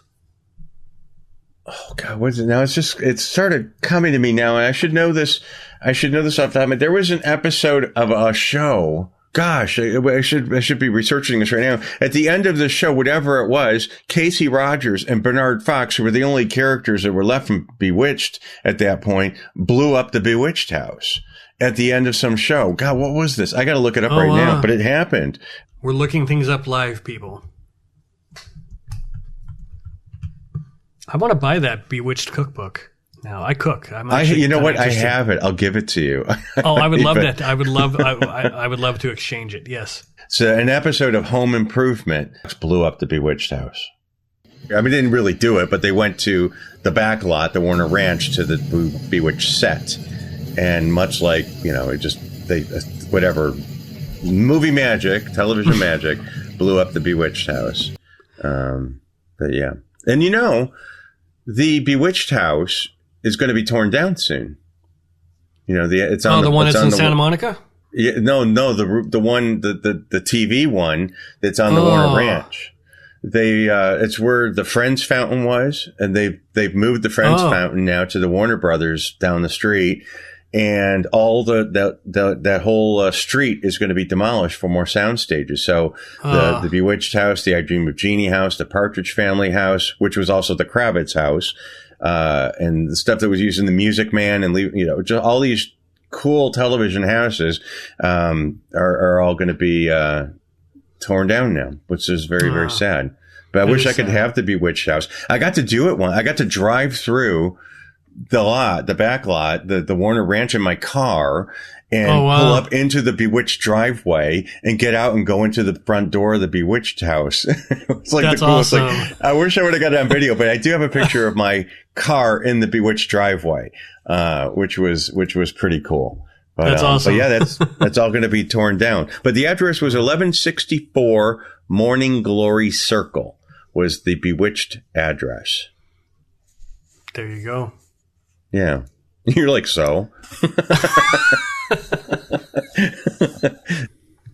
So Casey Rogers passed away on July 6th, 2006. She was 80, and it was a stroke. And she is at Forest Lawn, Hollywood Hills. R.I.P. Allegedly. R.I.P. Casey Rogers. So Alice Pierce played the nosy neighbor Gladys Kravitz. And I rewatched, part of season 1 again before we did this, and she was my favorite character. I loved her. She's the nosy neighbor, and she sees what's going on, but nobody believes her. And she's treated like she's crazy, which I think it's hilarious. The whole bits with her husband and everything, and I think it's one of the more entertaining parts of the show. Interestingly, she supposedly turned down the role of Grandmama in the Addams Family. Okay, I can see that. There's a lot of crossover back and forth of characters and actors, A bunch of, another one of those actors or actresses that show up in every single show at all, of every 60s show. Right. And what a face. I mean, she the face for comedy. You know what I mean? Yeah, the sour look. Pulling those expressions like crazy. She was a great Gladys Kravitz. She really was. And she had a tragic story. She apparently already knew that she had terminal cancer when she took the role, before the first season even filmed, and she kept it a secret. She had ovarian cancer. And so she died about a year and a half into the show's run, on March 3rd, 1966. She was only 48 years old, and she won a posthumous Emmy 2 months after she died. And I thought this was interesting. Elizabeth Montgomery and her husband, William Asher, gave her husband a job directing Bewitched after she died, because he had been a director and had supposedly kind of put his career on hold, when she got sick, to kind of take care of her. Huh. Interesting. Which I think is really nice, if that's true. Yeah, for sure. Wow. Yeah, I didn't know that. Well, the actress died, as you just said, and then for a few episodes, they didn't know what to do with the character. So they brought in this Mary Grace Canfield, who was another 60s staple, to play Abner Kravitz's sister for a few episodes, until they decided to replace the character with a new Mrs. Kravitz. So, interesting. It wasn't for very many episodes that she was in there, but then she became famous for being Ralph on Green Acres, one of the handymen, Ralph and Alf. Huh. So and then they brought in Sandra Gould, who was, again, one of those people that was in a billion different things. I Dream of Jeannie, I Love Lucy, also The Ghost of Mr. Chicken. And she, they say that Alice Ghostley was offered the role of Mrs. Kravitz first. Alice Ghostley, who ended up playing Esmeralda the maid. Wild. So here's what's weird. Alice Ghostley, who played Esmeralda the maid, originally played the Tate's maid next door on Bewitched. So Alice Ghostley turned down the role of Gladys Kravitz, took the role of the maid from the Larry and Louise Tate. And then when Marion Lorne, who played Aunt Clara, died on the show, then Alice Ghostley was given the part of Esmeralda to basically be the same character. It's confusing because they're all interchangeable. So-and-so was offered this role, turned it down, ended up getting this role. This one died. We're bringing in this one. It was like chess pieces. But Sandra Gould, I ran into her at one of those autograph shows, and she was just cramming a Subway sandwich in her face. I mean, just cramming it in her face. I started talking to her, and I told her what I did, and she started spitting at me, like talking. She goes, "You should have me on your tour as a guest." And it was like this spraying Subway sandwich all over me. Nice lady. Don't get me wrong. But those things are so bizarre. I mean, those autograph shows are great. I mean, I went in one, and the chick who played Snow White, Adriana Casalati, was, smoking a cigarette in the bathroom, eating. And it's like, I helped Kevin McCarthy, pee once because he couldn't get around very well. And this is a guy that was in Invasion of the Body Snatchers. He was in the accident with Montgomery Clift and Kevin McCarthy, and I was helping him pee, because that sounds so nice. I don't mean that to be mean. I don't. It's just, these are the situations you end up in Los Angeles. The weirdest things happen to you, and you're going to go, you're not going to believe what just happened to me. And who was your co-host in Hollywood Death Trip? From Danielle Halloween? Harris. Yeah, she talked about going to them and how she her shoulder always smells like BO after every one of them, because she's tiny, she's short, and everybody puts their arm around her shoulder, and she ends up with all It's like 100 armpits on her shoulder. That's right. She said she has special convention clothes because yeah, people are always touching you. And yeah, she was such a tiny girl. Yeah. That's funny. But I love those conventions. I love those conventions. God, I got to talk to so many amazing people. I mean, Casey Rogers and Bernard Fox and Sandra Gould and all these people. You know, the guy Jan from Jan and Dean, and I've met so many cool people at these places. It's so neat. Anyway. Yeah, and I mean, I met Lana Clarkson at one right before she was murdered by Phil Spector. Yeah. It's crazy. What was you doing? What was it for? She was at a convention down by LAX, and it was right after I'd moved to LA. I hadn't been here for very long, and I was working on a micro budget vampire movie that never got finished. And at one point, they needed just a Scream Queen day player bit part, and they knew about her. And so me and one of the producers went to this convention and met with her and gave her the script and talked to her. She's very nice. She took the script, and she apparently was interested. And then we didn't hear from her, and I remember the producer was getting kind of upset that she wasn't calling us back. He hadn't seen the news, and then he called me in a panic. He was at the grocery store, and he saw the story in on like a magazine or in the newspaper there, and realized that she was who Phil Spector had murdered. And he's like, "Oh my God!" So somebody's got the lost footage. So the last footage of Lana Clarkson is still in a can. Well, she never shot it. So okay. That was why he was upset, because she seemed interested, and then we never heard from her again, and we're trying to put her trying to schedule her to come in and do the scene, and that's how I remember it. Anyways, this was 20 years ago, but that's how I remember it unfolding. Yeah. So so Sandra Gould died following heart surgery after a stroke on July 20th, 1999. She was 83 years old. Now her husband, Abner Kravitz, was played by George Tobias, and George Tobias was in. I have my cheat sheets here, but he was in Mildred Pierce. He was in the original Hunchback of Notre Dame. Not a featured person, just one of those people. He was in Yankee Doodle Dandy with Jimmy Cagney.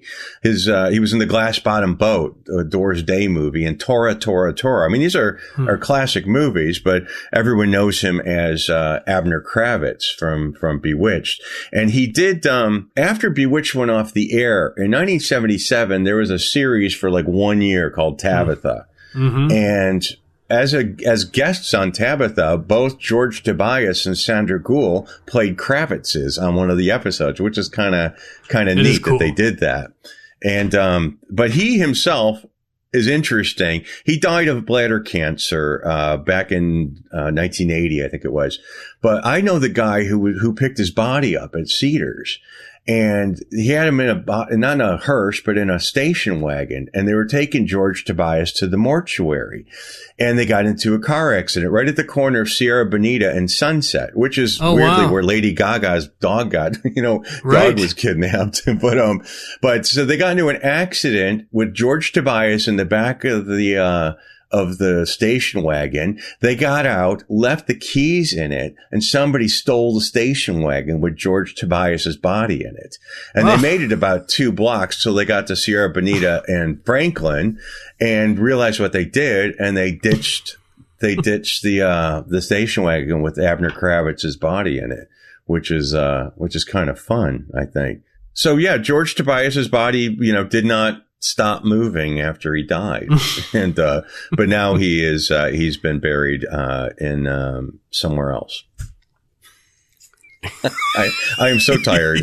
I'm so tired. He's buried somewhere else. I don't know. Anyways, rest in peace, Sandra Gould. And George Tobias. Yeah. And George Tobias. Why not? You got a bonus name in there. Marion Lauren played Aunt Clara. I'm a swinger, and I like to swing. Yeah. And I really wanted to mention this one because it's very interesting. So Alice Pierce wins an Emmy for best for outstanding performance by an actress in a supporting role in a comedy. She wins it, posthumously 2 months after she dies. And then Marion Lauren has a heart attack in 1968 at the age of 84 while still playing the character of Aunt Clara. And 10 days after she dies, she wins an outstanding performance by an actress in a supporting role in a comedy Emmy. The same award. Yeah. Both won posthumously for the same show. I can't imagine that that's ever happened before. That's got to be a one and only. Yeah. They had a hell of a cast, though, and there were so many people going here and there. And, there were a hell of a lot of nominations on that show, a heck of a lot. So, but yeah, and Marion Lauren was so wonderful as Aunt Clara. I mean, she was just, what they would say now, they'd say she has Alzheimer's or something, because she was always forgetting things and always screwing up her spells and everything. But she's so beloved, and she made her film debut in Strangers on a Train, the Hitchcock movie. That was her first movie. And I think the last appearance that she did was in The Graduate. And she had a scene with Alice Ghostley, who was Esmeralda. They're like I think they were like party guests in the hotel or something like that. Where Probably. The tryst is happening. It's been many years since I've seen that movie, I think too. something That's another like that, one I have to revisit that one. And, but she, in real life, collected doorknobs. And she would bring them on the set, and they wrote it into the character that she collected doorknobs. And Erin Murphy, the Tabitha woman, told me that Marion Lauren gave her a doorknob. And I'm like, really? Can you bring it? Because she spoke at one of my events. She goes, oh, I don't know. I lost it somewhere. I'm like, what? Are you kidding me? How do these people? How can you have one of Marion Lauren's doorknobs and not still have it? I don't understand people. That thing would be like on a velvet pillow, with a single makes me crazy. How can you not have that? But anyway, so she was. I think she was in 20. They say 27 episodes. I think which is significant. That's a lot of episodes. And but she was, when she passed away, it was no mention of it on the show whatsoever. And next up came Esmeralda, the other sort of, forgetful, screwing up spells all the time maid. And Marion Lauren died on May 9th, 1968. She was 84 years old, and she was buried in Ferncliff Cemetery, in New York State. Oh, that's a nice name for a cemetery. There's a road down not too far from me called Marion Lane, and I keep saying it's Marion Lauren because I like her so much. And that was you should alter the sign. The Marion Lauren Street, and they would have that out here too. So I love. They have like Ginger Rogers Road, Bob Hope. I live right off Frank Sinatra. There's Dean Martin down the street. It's such a Buddy Rogers and Monty Hall. The police department's on Monty Hall. I love that. That's funny. Such a bizarre place. But and then after Marion Lauren came Alice Ghostley, who was Esmeralda the maid, who was also famous for being on Designing Women, which is a hilarious show that she, again, sort of played the Esmeralda character, a bit more wacky, a bit more of a sex fiend in a way, but innocently so, and a very funny lady. So Alice Ghostley, funny enough, when I first moved to LA in '94 and I was doing the Graveline tour, a group of women rented our tour, and it was her. I'm like, I turned around, like, well, I know you.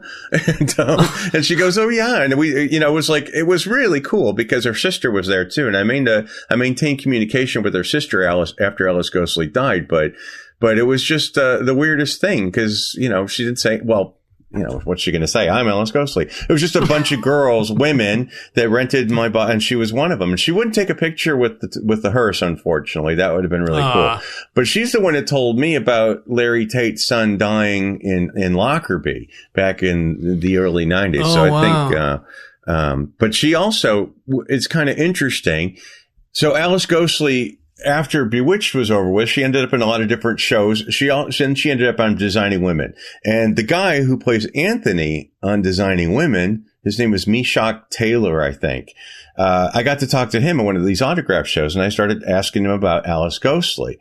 And he said that Alice Ghostley was a scream. He says she would say something and everyone in the cast would just start cracking up. And Alice Ghostley would be like, what the fuck are you laughing about? Like very deadpan. It's a really good sense of humor. And also Paul Lynde and Alice Ghostly were friends.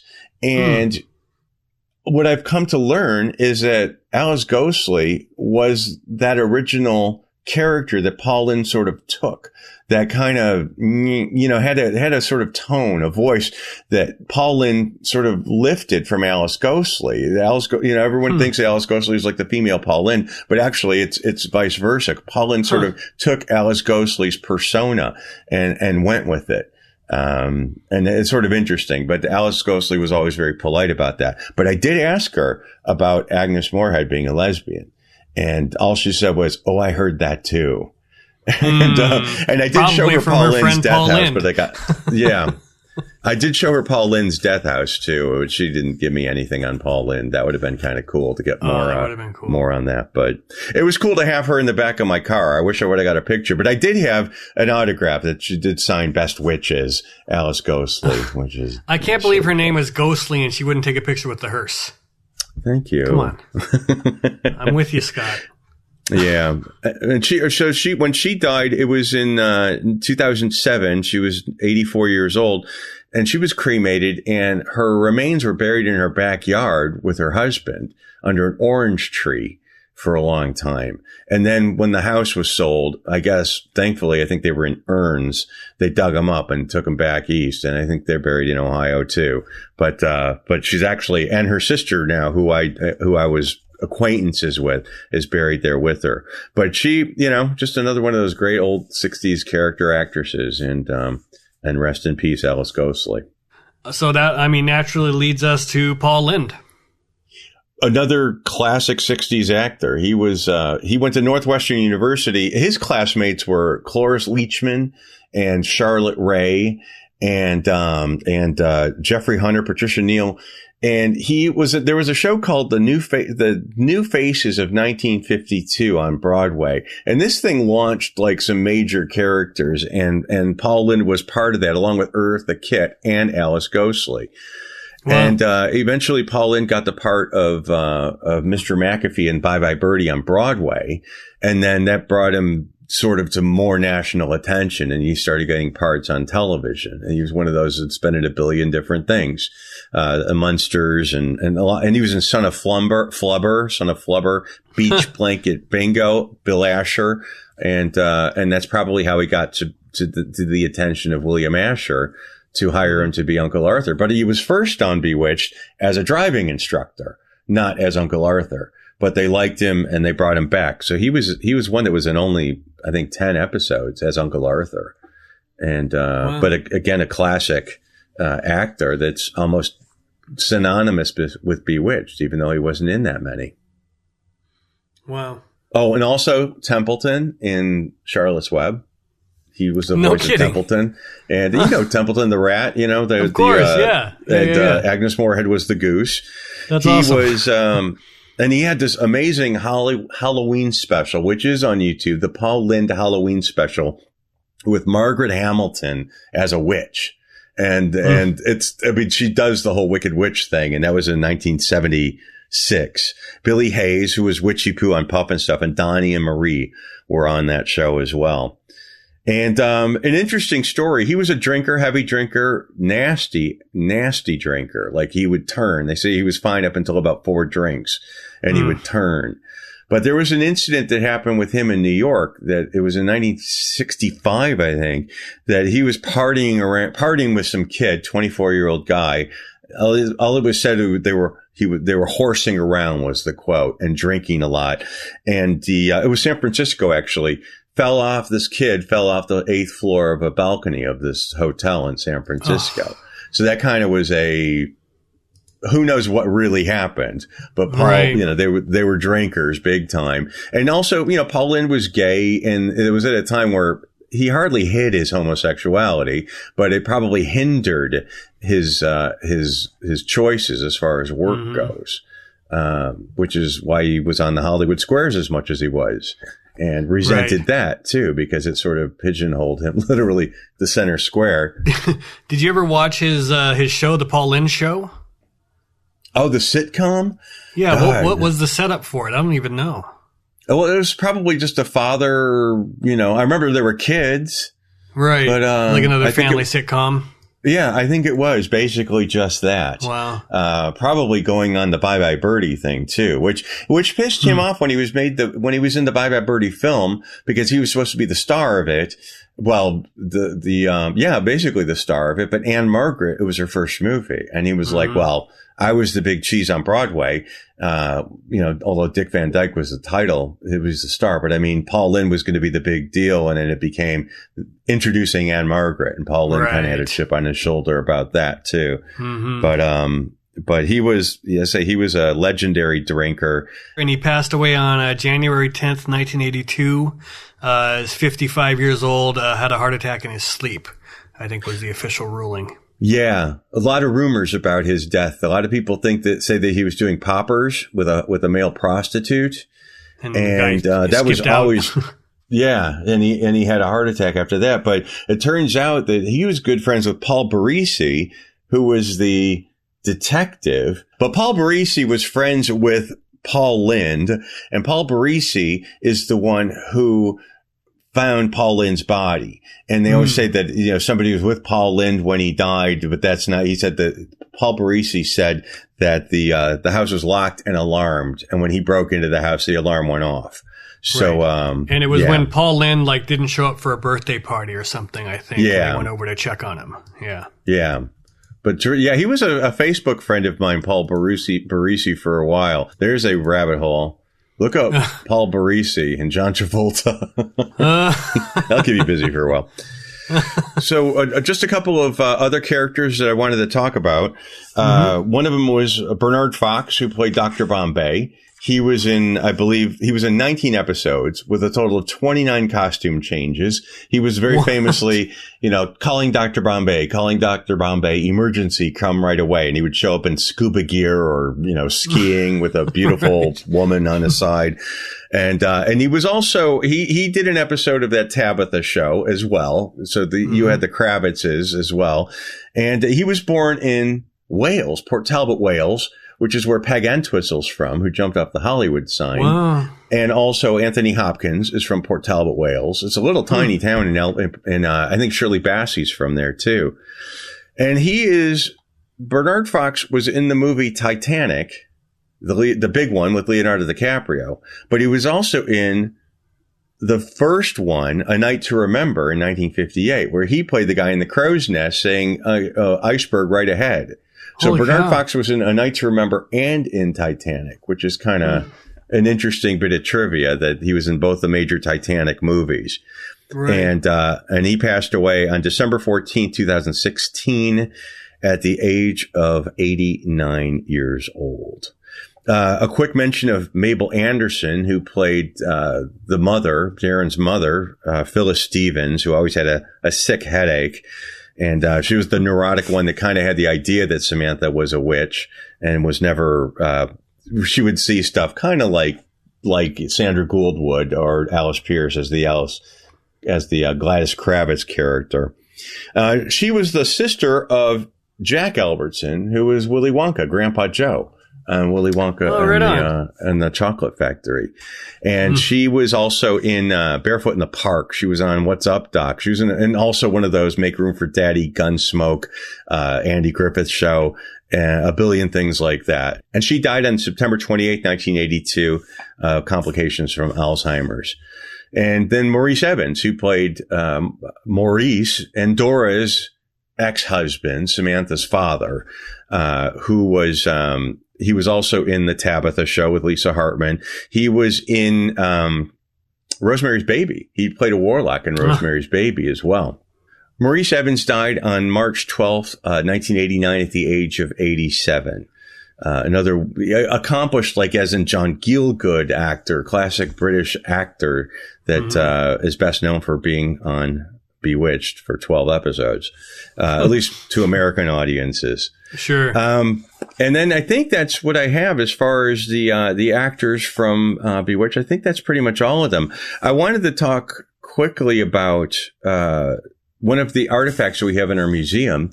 So Liz Sheridan, who was in this relationship with James Dean for a year, which is significant. Her nickname was Dizzy Sheridan. She was also signed, I think, Jerry Seinfeld's mother on Seinfeld, who Liz Sheridan was a regular on Seinfeld. And when Elizabeth Montgomery died, Liz Sheridan got this wicker settee, and now it's mine. It ended up in our museum. And it was kind of funny because I did that short YouTube series with Erin Murphy, who played Tabitha, and we did it sitting on Elizabeth Montgomery's settee, was kind of fun. That's awesome. Yeah. I love those kind of like little poetic pieces of silliness. But and we cannot finish this without at least addressing for just a moment the Bewitched movie that was made with Will Ferrell. Talk about a missed opportunity. You know, we used to play. Of course, we're gays. That's what we do. We used to sit in bars and drink and cast a Bewitched movie just for conversation. And Nicole Kidman was always going to be Samantha Stevens. She's perfect choice. Now, instead of Will Ferrell for Darrin, we would have had Jim Carrey. I think he would have been a very good Darrin. Oh, he would have nailed it. You're right. And for Endora, they had Joan Collins in the movie. No, they had Shirley MacLaine in the movie, but Joan Collins would have been perfect as Endora. Those would have been, that was our dream cast was those. I think Michael Caine was fine as Maurice, the father, but those guys would have been good. But the whole show, I think New York Times said that movie was an unmitigated disaster. And, it's a real shame because they had a lot of opportunity to be really special. Yeah. It was just an uninspired script, I think. Yeah. Remake a movie. I don't care. It doesn't matter to me. That doesn't affect the original one as far as I'm concerned. Right. But, totally. They really missed the boat with that one. Yeah. And, it's unfortunate, but there you are. Speaking of reboots, did you see the, West Side Story, the new one? Did I see it? Yeah. No. Oh, the Spielberg? Yeah. You didn't see it? Okay. Never mind. No, I'm not into the musicals so much. So I'm not either, but because it was Spielberg and West Side Story, I was in West Side Story in high school, so I had a connection. And then the fact that it's Spielberg and he did an amazing job on it. Did he? It's good. It's really good. But no, I'm not a big musical guy either. Mm-hmm. Anyways, I'll cut that out. You don't have to because it's interesting. Yeah. It's fascinating, Mike. I love talking about this stuff. That's my life. My conversations go nowhere. The last thing I guess we could talk about just briefly is the children, Bewitched, the two boys. The Adam, was sort of like they would say jump the shark, but Bewitched was done, I think, that last season, before it started. It was like an obligation. We're just going to do this. That was like a financially motivated almost, or maybe a contractually obligated. And they did have the son, Adam, and were twin boys, David and Greg Lawrence, who it turned out later were Tony Curtis's kids. That was announced on some talk show that they were the term illegitimate isn't politically correct anymore, but they were a product of an affair that Tony Curtis had. These twin boys, and as far as I know, they're still alive. I haven't looked, but yeah. Wow. No, they are. I did look. They are alive. I would hope so. They're youngish still, I would think. We're talking about these. Do you watch that WandaVision show? You watch that? Yeah, it was amazing. Did you like it? Really? I did. I lost interest really quickly in it. I know it's not for everybody, but it really, if you got to get through the first few episodes, it gets more interesting as it goes. It expands beyond the kind of limited black and white sitcom vibe at the beginning. It really, it goes through the eras really fast, through the decades of television quickly after a certain point. Yeah, I thought. And they did do an almost identical Bewitched episode, as I understand it, on WandaVision. They recreated the sets and everything. I think there was something like that. Yeah. They did that in the few episodes that I watched. They did that redoing the Dick Van Dyke living room and stuff like that. That was incredible. So the amount of detail that they put into these things is really amazing. Incredible. Yeah. But yeah, I never saw I didn't make it as far as the Bewitched one goes. Anyway, another episode down, right? We did it. That's Bewitched, everybody. Yeah. I think our podcast is probably longer than the entire season of Bewitched. Yeah, it was, you can watch, you can buy seasons of Bewitched on Amazon. I want to say maybe, or on Paramount maybe through Amazon. I'm not exactly sure. And I don't know if it's streaming free anywhere, but you can definitely get it on Amazon if you want to. I think you could probably find the Bewitched movie pretty easily on the stream for free. Yeah.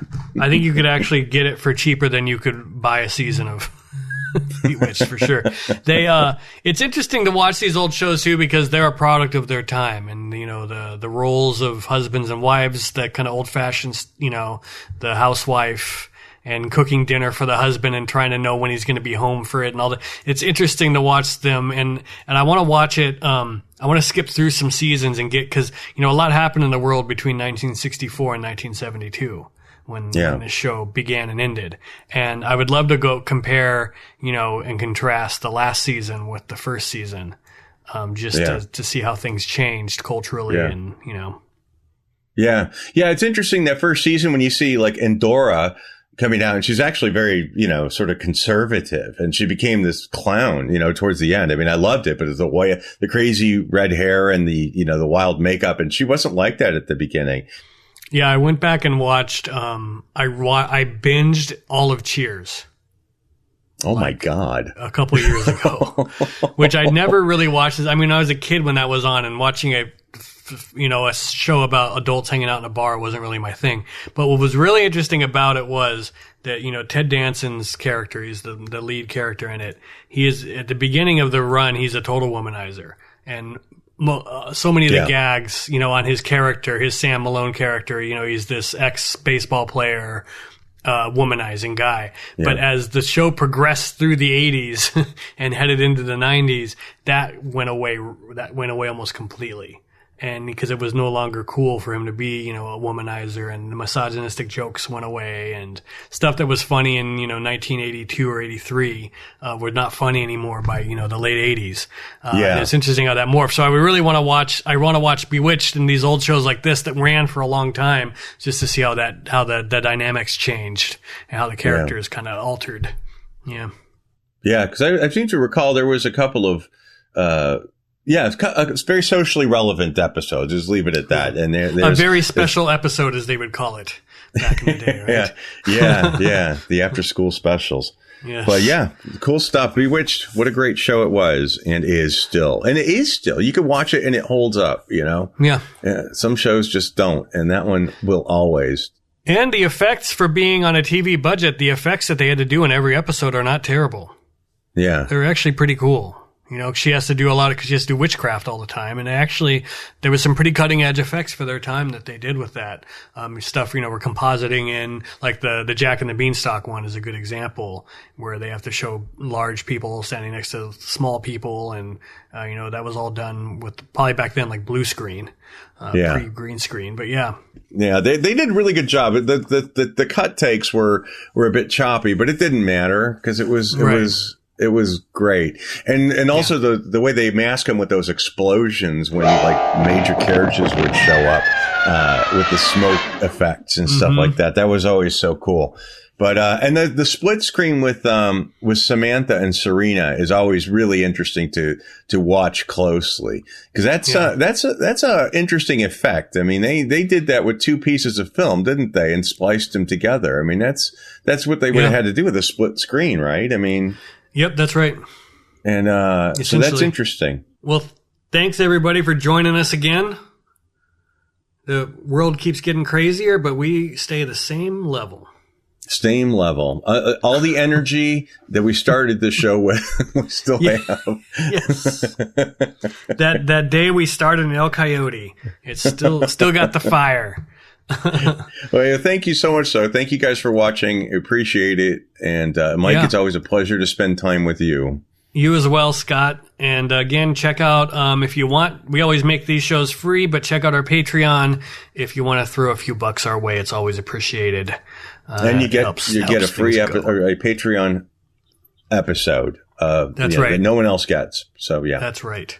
So thanks again, everybody, for joining us, and we'll see you on the next one. Until next time.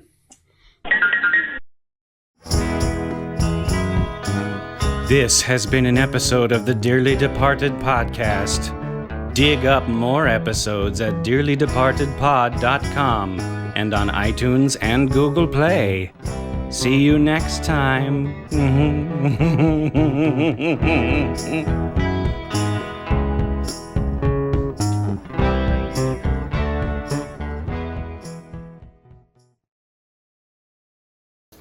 Well, I'll show you.